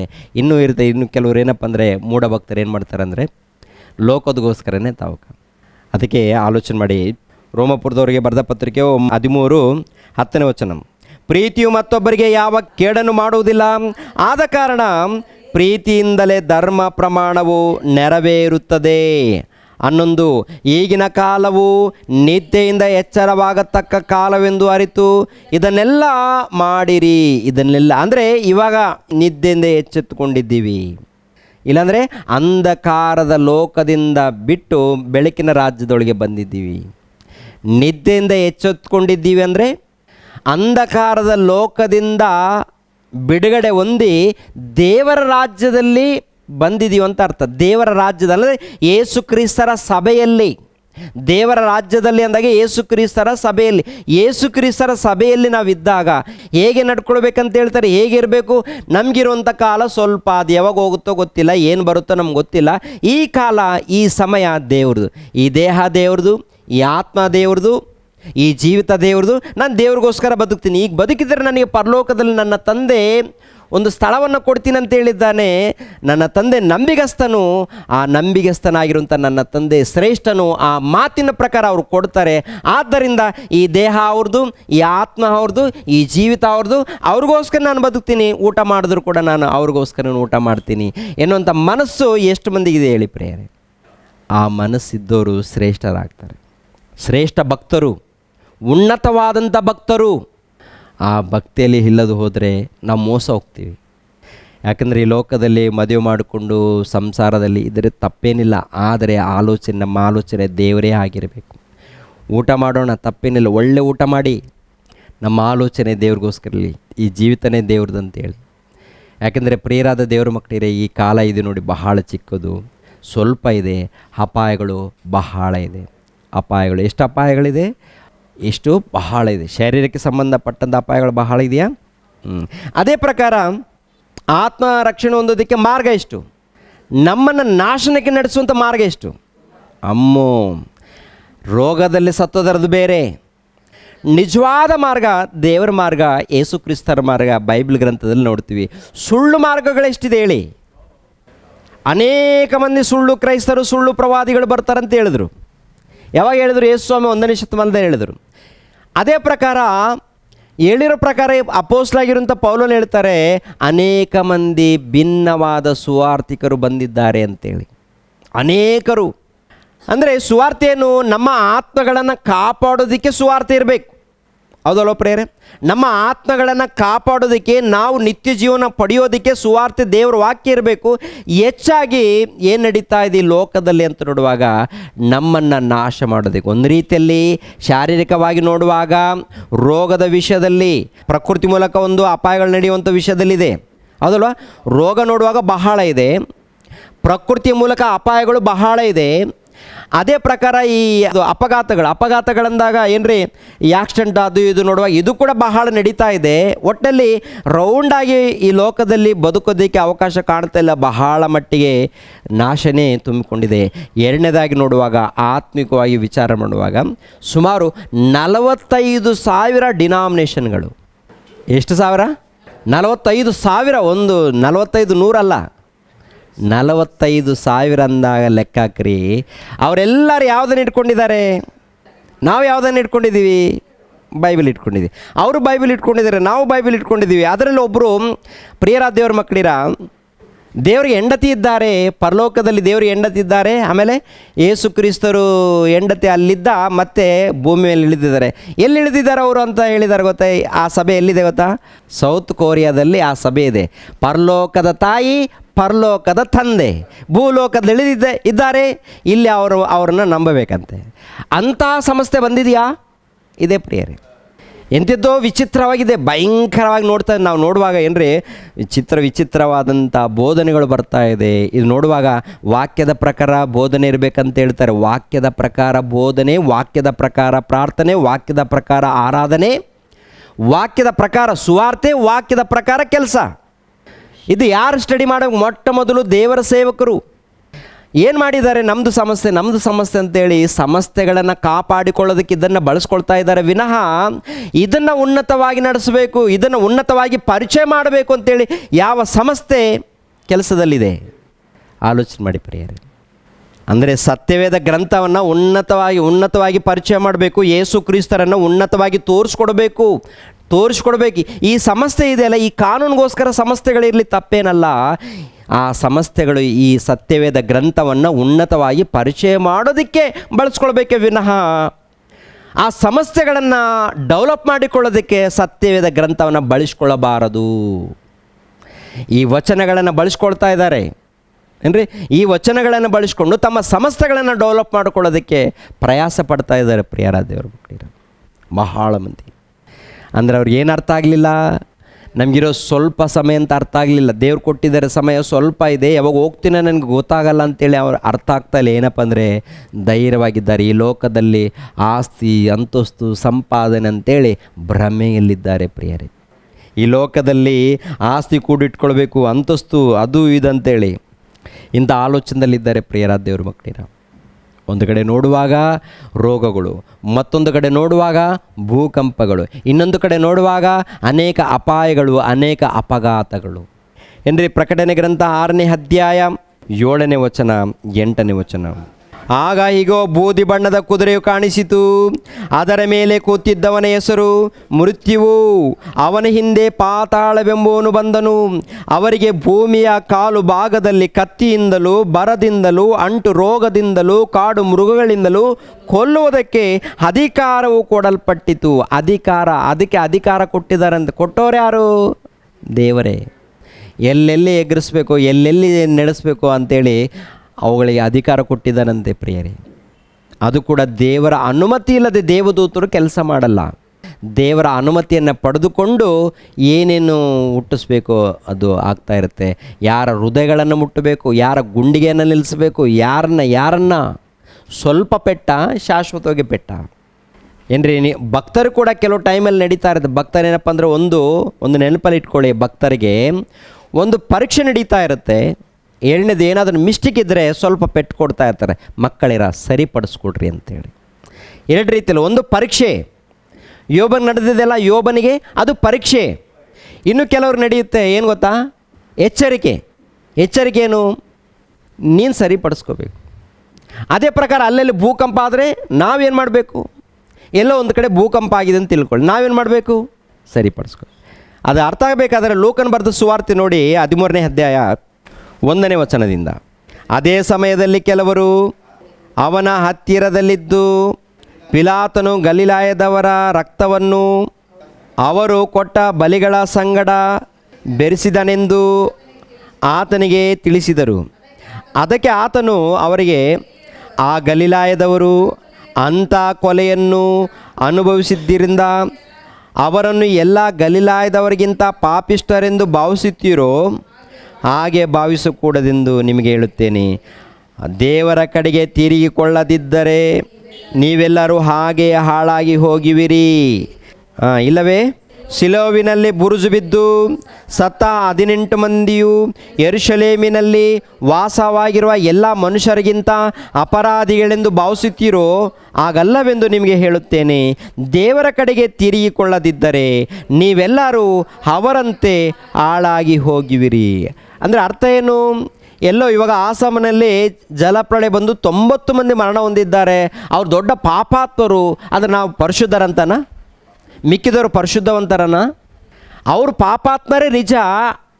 ಆದರೆ ಬದಲಾಗದೆ ಹೋದರೆ ನಿಮಗೂ ಕೂಡ ಅದೇ ಗತಿ ಬರುತ್ತೆ ಅಂತ ಹೇಳ್ತಾರೆ.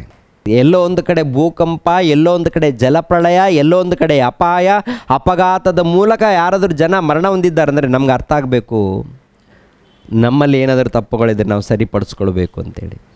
ಅದು ಪ್ರೇಯರ್. ಅಂದರೆ ಆಲೋಚನೆ ಮಾಡಿ, ಲೋಕದಲ್ಲಿ ಇರುವಂಥ ಮನುಷ್ಯರಿಗೆ ದೇವ್ರು ಕೊಟ್ಟಂಥ ಕಾಲ ನೋಡುವಾಗ ಬಹಳ ಸ್ವಲ್ಪ, ಆದರೆ ಲೋಕದಲ್ಲಿರುವಂಥ ಅಪಾಯಗಳು ಬಹಳ ಅಪಾಯಗಳಿದೆ, ಬಹಳ ಅಪಾಯಗಳು. ಒಂದು ರೀತಿಯಲ್ಲಿ ನೋಡುವಾಗ ಶಾರೀರಿಕವಾಗಿ, ಅದೇ ರೀತಿಯಲ್ಲಿ ಪ್ರಕೃತಿ ಮೂಲಕ, ಅದೇ ರೀತಿಯಲ್ಲಿ ಅಪಾಯಗಳ ಮೂಲಕ, ಇಲ್ಲಾಂದರೆ ಅಪಘಾತಗಳ ಮೂಲಕ, ಮತ್ತೊಂದು ರೀತಿಯಲ್ಲಿ ನೋಡುವಾಗ ಈ ಬೋಧನೆ ವಿಷಯದಲ್ಲಿ ಅದಲ್ಲ, ಸತ್ಯ ಬೋಧನೆ ಒಂದೇ ಅಲ್ವೇ? ತಂದೆಯಾದ ದೇವರು ಒಬ್ಬರೇ, ದೈವಕುಮಾರನಂತೆ ಯೇಸು ಕ್ರಿಸ್ತರೊಬ್ಬರೇ, ಪವಿತ್ರ ಒಬ್ಬರೇ, ಅವ್ರು ಮೂವರು ಒಗ್ಗಟ್ಟಾಗಿದ್ದಾರೆ, ಒಂದಾಗಿದ್ದಾರೆ, ಬೋಧನೆ ಒಂದೇ. ನಿಮಗೊಂದು ರೀತಿಯಲ್ಲಿ ನಮಗೊಂದು ರೀತಿಯಲ್ಲಿ ಹೇಳ್ತಾರಾ? ಹೌದಲ್ವ? ನಿಮಗೊಂದು ರೀತಿಯಲ್ಲಿ ನನಗೊಂದು ರೀತಿಯಲ್ಲಿ ಹೇಳ್ತಾರೆ ದೇವರು. ನಿಮಗೂ ನಮಗೂ ಎಲ್ಲರಿಗೂ ಒಂದೇ ಬೈಬಲ್. ಈ ಬೈಬಲಲ್ಲಿ ಏನೇನು ಹೇಳಬೇಕೋ ಎಲ್ಲ ಹೇಳಿದ್ದಾರೆ. ಅಂದರೆ ಇದನ್ನು ಓದಿದಾಗ ದೇವರ ಸಂಕಲ್ಪ ಗೊತ್ತಾಗುತ್ತೆ, ದೇವರ ಚಿತ್ತ ಗೊತ್ತಾಗುತ್ತೆ, ದೇವರ ಉದ್ದೇಶ ಗೊತ್ತಾಗುತ್ತೆ. ಒಂದೇ ಮಾತಲ್ಲಿ ಹೇಳಬೇಕಂದ್ರೆ ದೇವರ ಮನಸ್ಸು ಗೊತ್ತಾಗುತ್ತೆ. ದೇವರ ಮನಸ್ಸನ್ನು ತಿಳ್ಕೊಳ್ಬೇಕಂದರೆ ಸತ್ಯವೇದ ಗ್ರಂಥವನ್ನು ಓದಬೇಕು. ಏನು ಓದಬೇಕು ಹೇಳಿಮ್ಮ? ಅವರ ಮನಸ್ಸನ್ನು ನಾವು ತಿಳ್ಕೊಳ್ಬೇಕು. ನಾವು ಯಾರ ಮನಸ್ಸನ್ನು ಓದ್ತಾ ಇದ್ದೀವಿ? ಬೈಬಲ್ ಗ್ರಂಥವನ್ನು ಓದಿದರೆ ದೇವರ ಮನಸ್ಸನ್ನು ಓದ್ತಾ ಇದ್ದೀವಿ ಅಂತ ಅರ್ಥ. ಅಕ್ಕಪಕ್ಕದಲ್ಲಿ ಯಾರು ನೋಡ್ತಾ ಇದ್ದೀವಿ ನಾವು? ಇವ್ರನ್ನ ಓದ್ತಾ ಇದ್ದೀವಿ. ಅವರು ಅಂದರೆ ಇನ್ನೊಬ್ಬರ ಬಗ್ಗೆ ನಾವು ತಪ್ಪೆಣಿಸ್ತಾ ಇದ್ದೀವಿ ಅಂದರೆ ಇವ್ರನ್ನ ಓದ್ತಾ ಇದ್ದೀವಿ, ಇನ್ನೊಬ್ಬರನ್ನ ಓದ್ತಾ ಇದ್ದೀವಿ. ಓದಿದಾಗ ಅದು ಯಾರ ಮನಸ್ಸದು? ದೇವ್ರ ಮನಸ್ಸಲ್ಲ, ಅದು ದುಷ್ಟನ ಮನಸ್ಸದು. ದೇವರ ಮನಸ್ಸು ಏನಪ್ಪ ಅಂತಂದರೆ, ದೇವರ ಮನಸ್ಸು ಏನು ಗೊತ್ತಾ? ಮಗನೇ, ನೀನು ನನ್ನ ಮಗನು, ನೀನು ನನ್ನ ಮಗಳು, ನೀನೇನು ಮಾಡ್ತೀಯ ಅಂದರೆ ಇನ್ನೊಬ್ಬರ ಬಗ್ಗೆ ಚಿಂತೆ ಮಾಡೋಕ್ಕೆ ಹೋಗಬೇಡ, ನಿನ್ನ ಬಗ್ಗೆ ನೀನು ಚಿಂತೆ ಮಾಡು. ಮೊಟ್ಟ ಮೊದಲು ನಿನ್ನನ್ನು ಸರಿಪಡಿಸ್ಕೊ, ಆಮೇಲೆ ಇನ್ನೊಬ್ಬರಿಗೋಸ್ಕರ ಒಳ್ಳೆಯದನ್ನು ಮಾಡು. ಇನ್ನೊಬ್ಬರಿಗೆ ನೀನು ಒಳ್ಳೆಯದೇ ಮಾಡಬೇಕು. ಕೆಟ್ಟದಾಯ್ತಾ, ನಿನ್ನಿಂದ ಕೆಟ್ಟದು ನಡೀತಾ ನಾನು ನಿನ್ನನ್ನು ದೂರ ಮಾಡ್ತೀನಿ, ನನಗೆ ಬೇಕಾಗಿಲ್ಲ ನೀನು. ಯಾರು ಹೇಳ್ತಾರೆ? ಇಲ್ಲ ದೇವರೇ, ನಾನು ಸ್ತುತಿ ಮಾಡ್ತೀನಿ, ಸ್ತುತಿ ಆರಾಧನೆ ಮಾಡ್ತೀನಿ ದೇವರೇ. ನಿನ್ನ ಸ್ತುತಿ ಯಾರಿಗೆ ಬೇಕು? ಮೊಟ್ಟ ಮೊದಲು ನೀನು ಸರಿಯಾಗು. ಗಟ್ಟಿಯಾಗಿ ನಾನು ಆರಾಧನೆ ಮಾಡ್ತೀನಿ ದೇವರೇ, ಹಾಡಾಡ್ತೀನಿ ದೇವರೇ. ಸರಿಪಾ, ಹಾಡಾಡು, ಸ್ತುತಿ ಮಾಡು, ಆದರೆ ಮೊಟ್ಟ ಮೊದಲು ನಿನ್ನ ಬದುಕನ್ನು ಸರಿಪಡಿಸ್ಕೋ. ಹೌದು ತಾನೇ ಪ್ರಿಯರೇ? ಮೊಟ್ಟ ಮೊದಲು ನಿನ್ನ ಬದುಕನ್ನು ಸರಿಪಡಿಸ್ಕೋ ಅಂತೇಳಿ ದೇವ್ರು ಹೇಳುವಾಗ ನಮ್ಮ ಬದುಕೇ ಸರಿ ಆಗಲ್ಲ. ನಾವು ದೇವರನ್ನು ಸ್ತುತಿ ಮಾಡ್ತೀವಿ. ದೇವ್ರಿಗೆ ಗೊತ್ತಾಗಲ್ವ?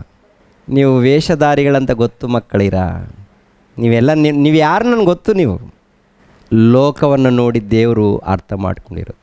ಅದಕ್ಕೆ ಅಜ್ಞಾನಿಗಳು ಲೋಕದಲ್ಲಿ ಬಹಳ ಇದ್ದಾರೆ. ಜ್ಞಾನಿಗಳಾಗಿ ನಡ್ಕೊಳ್ಬೇಕು. ಯಾಕೆಂದರೆ ಜ್ಞಾನಿಗಳಂದಾಗ ಏನ್ರಿ ಸ್ವಲ್ಪ ಕಾಲದಿಂದ ತಿಳ್ಕೊಳ್ತಾರೆ. ಪ್ರಿಯರ ದೇವ್ರ ಮಕ್ಕಳು, ಇನ್ನೊಂದು ನಿಮ್ಗೆ ಅರ್ಥ ಆಗಬೇಕಾದ್ರೆ, ನಮ್ಮ ಅಕ್ಕಪಕ್ಕದಲ್ಲಿ ಮನುಷ್ಯರ ಮೂಲಕ ಕೂಡ ಅನೇಕ ಅಪಾಯಗಳಿದೆ ರೀ. ಯಾರ ಮೂಲಕ ಇದೆ ಅಪಾಯಗಳು? ಮನುಷ್ಯರ ಮೂಲಕ. ಪ್ರಕೃತಿ ಮೂಲಕ ಬೇರೆ ಇದೆ, ಮನುಷ್ಯರ ಮೂಲಕ ಅಂತಂದರೆ ಅಣ್ಣ ತಮ್ಮಂದಿರಿದ್ದಾರಲ್ಲ, ಅಣ್ಣ ತಮ್ಮಂದಿರಿದ್ದಾಗ ಅಣ್ಣ ತಮ್ಮಂದ್ರ ಮೂಲಕ ಏನು ನಡೀತಾ ಇದೆ? ಅಣ್ಣ ತಮ್ಮಂದ್ರ ಮೂಲಕ ಜಗಳ ಮಾಡ್ತಾಯಿದ್ದೀವ. ಒಂದು ರೀತಿಯಲ್ಲಿ ಅಣ್ಣ ತಮ್ಮಂದರು ಕೂಡ ಕುಯುಕ್ತಿ ಮಾಡೋರಿದ್ದಾರೆ ಇಲ್ವಾ? ಇವಾಗ ಯೋಸೇಫನ ಮೇಲೆ ಕುಯುಕ್ತಿ ಮಾಡಿದವರು ಯಾರು? ಸ್ವಂತ ಅಣ್ಣಂದರೆ ಏನ್ರಿ ಬೇರೆಯವ್ರಿಗೆ ಮಾರ್ತಾರಂದ್ರೆ ಇವರು ಅಣ್ಣಂದ್ರ? ಸ್ವಂತ ಅಣ್ಣಂದರೆ ಯೋಸೇಫನನ್ನು ಇಲ್ಲ ಕುಣಿಯಲ್ಲಿ ಹಾಕ್ಬೇಕಂತ ಹೇಳ್ತಾರೆ, ಕೊಂದಾಗಬೇಕಂತ ಪ್ಲ್ಯಾನ್ ಮಾಡ್ತಾರೆ. ಮೊಟ್ಟ ಮೊದಲು ಪ್ಲ್ಯಾನ್ ಏನಂದ್ರೆ ಕೊಂದಾಗಬೇಕಂತೇಳಿ. ಆಮೇಲೆ ಮತ್ತೆ ಪ್ಲ್ಯಾನ್ ಬದಲಾಗುತ್ತೆ, ಬೇಡ ಎಲ್ಲೋ ಕುಣಿಯಲ್ಲಿ ಹಾಕೋಣ ಅಂತೇಳಿ. ಅದನ್ನು ಬೇಡ, ಕೊನೆದಾಗ ಮಾರಿಬಿಡೋಣ, ಏನೊಂದು ಸ್ವಲ್ಪ ಲಾಭ ಬರುತ್ತಂತೇಳಿ. ಅಂದರೆ ತಮ್ಮನ ವಿಷಯದಲ್ಲಿ ಅಣ್ಣಂದರು ಹೇಗಿದ್ದಾರೆ ಅಂದರೆ, ತಮ್ಮನ ಮೂಲಕ ಅಣ್ಣನಿಗೆ, ಅಣ್ಣನ ಮೂಲಕ ತಮ್ಮನೂ ಕೂಡ ಒಂದು ರೀತಿಯಲ್ಲಿ ಅಪಾಯ ಇದೆ. ಇದ್ದಾಗ ಏನು ಮಾಡಬೇಕು? ಬುದ್ಧಿವಂತರಾಗಿ ನಡ್ಕೊಳ್ಬೇಕಂತ ಹೇಳ್ತಾರೆ. ಬರುತ್ತೆ, ನೀವು ಬುದ್ಧಿವಂತರಾಗಿರಬೇಕು. ಅವ್ರೇನೋ ಮಾಡಿದ್ದಾರೆ ಅಂತೇಳಿ ನೀವು ಮಾಡಬಾರ್ದು ಮಕ್ಕಳಿರ. ನೀವು ಯಾರಾದರೂ ಮೋಸ ಮಾಡಿದ್ದಾರಾ, ನೀವೇನು ಮಾಡ್ತೀರಾ? ಪ್ರಾರ್ಥನೆ ಮಾಡಿ. ನಿಮ್ಗೊಂದು ಆಯುಧವನ್ನು ಕೊಟ್ಟಿದ್ದೀನಿ ನಾನು. ನಿಮ್ಗೊಂದು ಆಯುಧ ಏನು ಗೊತ್ತಾ? ನೀವು ಅವ್ರಿಗೋಸ್ಕರ ಪ್ರಾರ್ಥನೆ ಮಾಡಿ. ಪ್ರಾರ್ಥನೆ ಯಾಕೆ ಮಾಡಬೇಕು? ದೇವರೇ, ನೀನು ಪ್ರಾರ್ಥನೆ ಮಾಡಿದ್ರೇ ನಾನು ನಿನ್ನ ಜೊತೆಗೆ ಇರ್ತೀನಿ. ನೀನು ಸೇಡು ತೀರಿಸ್ಕೊಳಕ್ಕೆ ಹೋದರೆ ನಾನು ನಿನ್ನ ಕೈ ಬಿಡ್ತೀನಿ. ದೇವರ ಆಶೀರ್ವಾದ ಬೇಕಂದ್ರೆ ನೀನು ಪ್ರಾರ್ಥನೆ ಮಾಡು. ನಾನು ನಿನಗೆ ಬೇಕಾ? ನಾನು ನಿನಗೆ ಬೇಕಾ? ನನ್ನಿಂದ ನಿನಗೆ ಮೇಲಾಗಬೇಕಾ? ನನ್ನಿಂದ ನಿನಗೆ ಆಶೀರ್ವಾದ ಬೇಕಾ? ಹಾಗಾದರೆ ಒಳಪಡು. ನೀನು ನಿನ್ನಷ್ಟಕ್ಕೆ ನೀನು ಸೇಡು ತೀರಿಸ್ಕೊಂಡ್ರೆ ನಾನು ನಿನ್ನಿಂದ ದೂರ ಆಗ್ತೀನಿ. ನೀನು ನನಗೆ ಬೇಡ. ಈ ಮಾತು ನಮ್ಗೆ ಅರ್ಥ ಆಗುತ್ತಾ? ಅವ್ರು ಏನಾದರೂ ಅಂದ್ಕೊಳ್ಳಿ, ನಾನು ಮಾಡೋದು ಹೀಗೆ ದೇವರೇ. ಅವ್ರು ದೇವ್ರು ಏನಂದ್ಕೊಳ್ತಾರೋ ಪರವಾಗಿಲ್ಲ, ನಾನು ಹೀಗೆ ಇರ್ತೀನಿ, ನಾನು ಹೀಗೆ ಮಾಡ್ತೀನಿ ಅಂದರೆ ಏನನ್ನು ಕಳ್ಕೊಳ್ತೀವಿ? ದೇವರನ್ನು, ದೇವರ ಆಶೀರ್ವಾದವನ್ನು, ದೇವರ ಕೃಪೆಯನ್ನು ಕಳ್ಕೊಳ್ತೀವಿ. ಕೊನೆಯದಾಗಿ ನಿತ್ಯ ಜೀವವನ್ನು ಕಳೆದುಕೊಳ್ತೀವಿ. ಎಲ್ಲಿಗೆ ಹೋಗ್ತೀವಿ? ಅಲ್ಲಿ ಬಾಯಿ ಬಡ್ಕೊಳ್ಬೇಕಾಗತ್ತೆ. ಅಲ್ಲಿ ಕಡಿತೀವಿ ಅಂದರೆ ಯಾಕೆ? ಕಾರಣ ಏನು? ದೇವರು ಎಷ್ಟೋ ಸರಿ ಹೇಳಿದ್ರು. ಆ ರಾಮ ಬ್ರದರ್ ಬಂದು ಪದೇ ಪದೇ ಕಿರ್ಚಾಡ್ದ, ಮಂಗಳೂರು ಬಂದು ಹೇಳ್ದ, ಖಂಡಿಸಿದ. ಆ ಮನುಷ್ಯನನ್ನು ನಾವು ಅವಮಾನಪಡಿಸಿದ್ದೀವಿ, ಯೇಸು ಕ್ರಿಸ್ತರನ್ನೇ ಅವಮಾನಪಡಿಸಿದ್ದೀವಿ ಅಂಥೇಳಿ ಅಲ್ಲೂ ಕಡಿಯೊಂದು ಕಟ್ಟ ಮಿಸ್ ಆದೆ. ನಾನು ಮಿಸ್ ಆಗಿಬಿಟ್ಟೆ. 1 ಕೋಟಿ ಕೈಯಲ್ಲಿ ಬಂದು ಟಕ್ ಅಂತ ದೂರ ಆದರೆ ಹೆಂಗಿರುತ್ತೆ ರೀ? 1 ಕೋಟಿ ಕೈಯಲ್ಲಿ ಬಂದು ದೊಡ್ಡೊಂದು ಸೂಟ್ಕೇಸ್ ತಂದು ತೊಗೊಳಪ್ಪ, ಕೋಟಿ ಚೆನ್ನಾಗಿ ಬಳಸ್ಕೊಪ್ಪ ಅಂಥೇಳಿ ಹಣ ನೋಡಿ ಎಲ್ಲ ನೋಡಿ ಆಮೇಲೆ ಅದನ್ನು ಯಾವ ರೀತಿ ಬಳಸ್ಕೊಳ್ಬೇಕೋ ಅರ್ಥ ಮಾಡಿಕೊಳ್ಳದೆ ಅದನ್ನು ದೂರ ಮಾಡಿಕೊಟ್ರೆ ಹೆಂಗಿರುತ್ತೆ ರೀ? ಬಳಸ್ಕೊಳ್ಳೋದು ಗೊತ್ತಿಲ್ಲ ಅಂಥೇಳಿ ಅಂದ್ಕೊಂಡಾಗ ಆ ಮನುಷ್ಯನ ತೊಗೊಂಡೋದ್ರೆ ಹೇಗಿರುತ್ತೆ? ಸಮಾಧಾನ ಇರುತ್ತಾ? ಇನ್ನೆಲ್ಲಿ ಪಶ್ಚಾತ್ತಾಪ ಬಂದಿದ್ದು ಹೋಗಿದೆಯಲ್ಲ, ಬಾಯಿ ಬಡ್ಕೊಳ್ಳೋದು ಬಿಟ್ಟರೆ ಏನಿಲ್ಲ ಅಲ್ಲಿ. ಆ ರೀತಿ ಮಿಸ್ ಆಗಿ ಬೆಂಕಿಯ ಕೊಂಡದಲ್ಲಿ ಯಾತನೆ ಪಡಬೇಕಾಗತ್ತೆ. ಅಂದರೆ ಅರ್ಥ ಮಾಡ್ಕೊಳ್ಳಿ ಪ್ರಿಯರಾದ ದೇವ್ರ ಮಕ್ಕಳಿರ, ನಮಗಿರುವಂಥ ಸಮಯ ಬಹಳ ಸ್ವಲ್ಪ ರೀ. ಈ ಸ್ವಲ್ಪ ಕಾಲ ನೀವು ದೇವರು ಕೊಟ್ಟರೆ ಶಾಶ್ವತ ಕಾಲ ಆ ನಿತ್ಯ ಜೀವವನ್ನು ಅನುಭವಿಸುವಂಥ ಭಾಗ್ಯ. ಅಂಥದ್ದು ಅನುಭವಿಸ್ಬೇಕಾದ್ರೆ ವಾಕ್ಯದ ಪ್ರಕಾರ ಬೋಧನೆ ಇರಬೇಕು, ವಾಕ್ಯದ ಪ್ರಕಾರ ಪ್ರಾರ್ಥನೆ ಇರಬೇಕು, ವಾಕ್ಯದ ಪ್ರಕಾರ ಆರಾಧನೆ ಇರಬೇಕು, ವಾಕ್ಯದ ಪ್ರಕಾರ ಸೇವೆ ಇರಬೇಕು, ವಾಕ್ಯದ ಪ್ರಕಾರ ನಮ್ಮ ಕೆಲಸ ಇರಬೇಕು. ಯಾರು ಏನಂದ್ಕೊಂಡ್ರೂ ಪರವಾಗಿಲ್ಲ, ಏನು ಪರವಾಗಿಲ್ಲ ಅಂಥೇಳಿ ದೇವ್ರು ಕೊಟ್ಟಂಥ ಸಮಯವನ್ನು ನಿರ್ಲಕ್ಷ್ಯ ಮಾಡಿ, ಅಲಕ್ಷ್ಯ ಮಾಡಿ, ಇಷ್ಟ ಬಂದಾಗೆ ನಡ್ಕೊಂಡ್ರೆ ಅಪಾಯ ಇದೆ, ಭಯಂಕರ ಅಪಾಯ ಇದೆ. ನಾವು ಪರಲೋಕಕ್ಕೆ ಹೋಗಲ್ಲ. ಆದ್ದರಿಂದ ಪ್ರಿಯರಾದ ದೇವರ ಮಕ್ಕಳಿರ ಗಮನಿಸಬೇಕು. ಒಂದು ರೀತಿಯಲ್ಲಿ ನೋಡುವಾಗ ಈ ಲೋಕದಲ್ಲಿ ರೋಗಗಳು, ಮತ್ತೊಂದು ರೀತಿಯಲ್ಲಿ ಪ್ರಕೃತಿ ಮೂಲಕ ಅಪಾಯಗಳು, ಮತ್ತೊಂದು ರೀತಿಯಲ್ಲಿ ಆಕ್ಸಿಡೆಂಟ್ಗಳ ಮೂಲಕ, ಇವುಗಳ ಮೂಲಕ ಅನೇಕ ಅಪಘಾತಗಳಿವೆ. ಇನ್ನೊಂದು ರೀತಿಯಲ್ಲಿ ನೋಡುವಾಗ ಬಂಧು ಮಿತ್ರರ ಮೂಲಕ ಇದೆ. ಇವೆಲ್ಲ ಟೋಟಲ್ ಸೈತಾನನಿದ್ದಾನೆ, ಸೈತಾನನ ದುರಾತ್ಮಗಳಿವೆ, ಟೋಟಲ್ ಎಲ್ಲ ಕಡೆ ಇದೆ. ಇವೆಲ್ಲವನ್ನು ಜಯಿಸಬೇಕಾದ್ರೆ ಒಂದೇ ಒಂದು ಮಾರ್ಗ, ಯೇಸು ಕ್ರಿಸ್ತರ ಮಾರ್ಗ. ಯೇಸು ಕ್ರಿಸ್ತರು ನಿನ್ನ ಹೃದಯದಲ್ಲಿ ಇಲ್ಲ ಅಂದರೆ ಜಯಿಸೋಕ್ಕಾಗಲ್ಲ. ಏನಾಗಲ್ಲ? ಜಯಿಸೋಕ್ಕಾಗಲ್ಲ. ಜಯಿಸ್ಬೇಕಂದ್ರೆ ಯಾರಿರಬೇಕು? ಹೃದಯದಲ್ಲಿ ಯೇಸು ಸ್ವಾಮಿ ಇರಬೇಕು. ಮತ್ತು ಯಾರು ಇರಬೇಕು? ದೇವರ ವಾಕ್ಯಗಳಿರಬೇಕು. ದೇವರ ವಾಕ್ಯ ಎಂಬ ಖಡ್ಗ ಇರಬೇಕು. ಸರ್ವಾಂಗ ಆಯುಧಗಳನ್ನು ಧರಿಸ್ಕೊಂಡಿರಬೇಕು ಅಂತ ಹೇಳ್ತಾರೆ. ಎಲ್ಲ ರೀತಿಯಲ್ಲಿ ಅಪಾಯಗಳಿದೆ. ಗೆಲ್ಲೋದಕ್ಕೆ ಒಂದೇ ಒಂದು ಮಾರ್ಗ, ಅದು ಯೇಸು ಕ್ರಿಸ್ತರ ಮಾರ್ಗ. ಆ ಮಾರ್ಗದಲ್ಲಿದ್ದು ಈ ವಾಕ್ಯಗಳನ್ನು ಅಂಗೀಕರಿಸಿ ಮೊಟ್ಟ ಮೊದಲು ನಾವು ರಕ್ಷಣೆ ಮಾರ್ಗದಲ್ಲಿ ಸ್ಥಿರವಾಗಿ ದೃಢವಾಗಿ ನಿಲ್ಲಬೇಕು. ಆಮೇಲೆ ಅಕ್ಕಪಕ್ಕದಲ್ಲಿದ್ದವ್ರನ್ನ ಪ್ರೀತಿಯಿಂದ ಗೆಲ್ಲಬೇಕು. ಗೆಲ್ತೀವ? ದೂರ ಮಾಡ್ಕೊಳ್ತೀವ? ಮೊಟ್ಟ ಮೊದಲು ನಮ್ಮನ್ನು ನಾವು ಕಾಪಾಡಿಕೊಂಡು ವಾಕ್ಯದಲ್ಲಿ, ಧ್ಯಾನದಲ್ಲಿ, ಭಕ್ತಿಯಲ್ಲಿ ಹೋಗಬೇಕು, ಇರಬೇಕು. ಪ್ರಿಯರೇ, ಆಲೋಚನೆ ಮಾಡಿ. ನಮಗಿರುವಂಥ ಆಯುಷ್ಕಾಲ, ನಮಗಿರುವಂಥ ಕಾಲ ಬಹಳ ಸ್ವಲ್ಪ ಅಂತ ಇಲ್ಲಿ ಗೊತ್ತಾಗಿದೆ. ಅಪಾಯಗಳು ಎಷ್ಟಿದೆ ಅಂತ ಗೊತ್ತಾಗಿದೆಮ್ಮ. ಇವಾಗ ಹೇಗಿರ್ಬೇಕು ನಾವೆಲ್ಲರೂ? ಹೇಗಿರ್ಬೇಕಂತ ಹೇಳ್ತಾರೆ. ಪ್ರಿಯರಾದ ದೇವ್ರ ಮಕ್ಕಳಿರ ಗಮನಿಸಬೇಕು. ದೇವ್ರು ಕೊಟ್ಟಂಥ ಕಾಲ ಇವಾಗ ಇರುವಂಥದ್ದು ಬಹಳ ಸ್ವಲ್ಪ ಇದೆ. ಅಪಾಯಗಳಂತೀರ ಬಹಳ ಇವೆ. ಎಲ್ಲ ಕಡೆ ಅಪಾಯ ಇದೆ. ಅಪಾಯ ಇದ್ದಾಗ ಮತ್ತೆ ಏನು ಮಾಡ್ತೀರಾ? ಹೆಜ್ಜೆಯಲ್ಲಿ ಹೊರಗಡೆ ಹೋಗುವಾಗಲೂ ಕೂಡ ದೇವರ ಧ್ಯಾನದಲ್ಲಿ ಹೋಗಿ, ನೀವು ಕೆಲಸ ಮಾಡುವಾಗಲೂ ಕೂಡ ಕೆಲಸದಲ್ಲಿರುವಾಗಲೂ ದೇವರ ಧ್ಯಾನದಲ್ಲಿ ಕೆಲಸ ಮಾಡಿ. ಯಾರೇ ಇರಲಿ, ಮನೇಲಿ ಅಣ್ಣ ಇದ್ದಾನ, ಮನೇಲಿ ತಮ್ಮ ಇದ್ದಾನ, ಮನೇಲಿ ಹೆಂಡತಿ ಇದ್ದಾಳ, ಗಂಡ ಇದ್ದಾರೆ, ಎಲ್ಲರ ಹತ್ರ ಸಮಾಧಾನದಿಂದ ನೆಮ್ಮದಿಂದನೇ ಕಾಲ ಕಳೀಬೇಕು.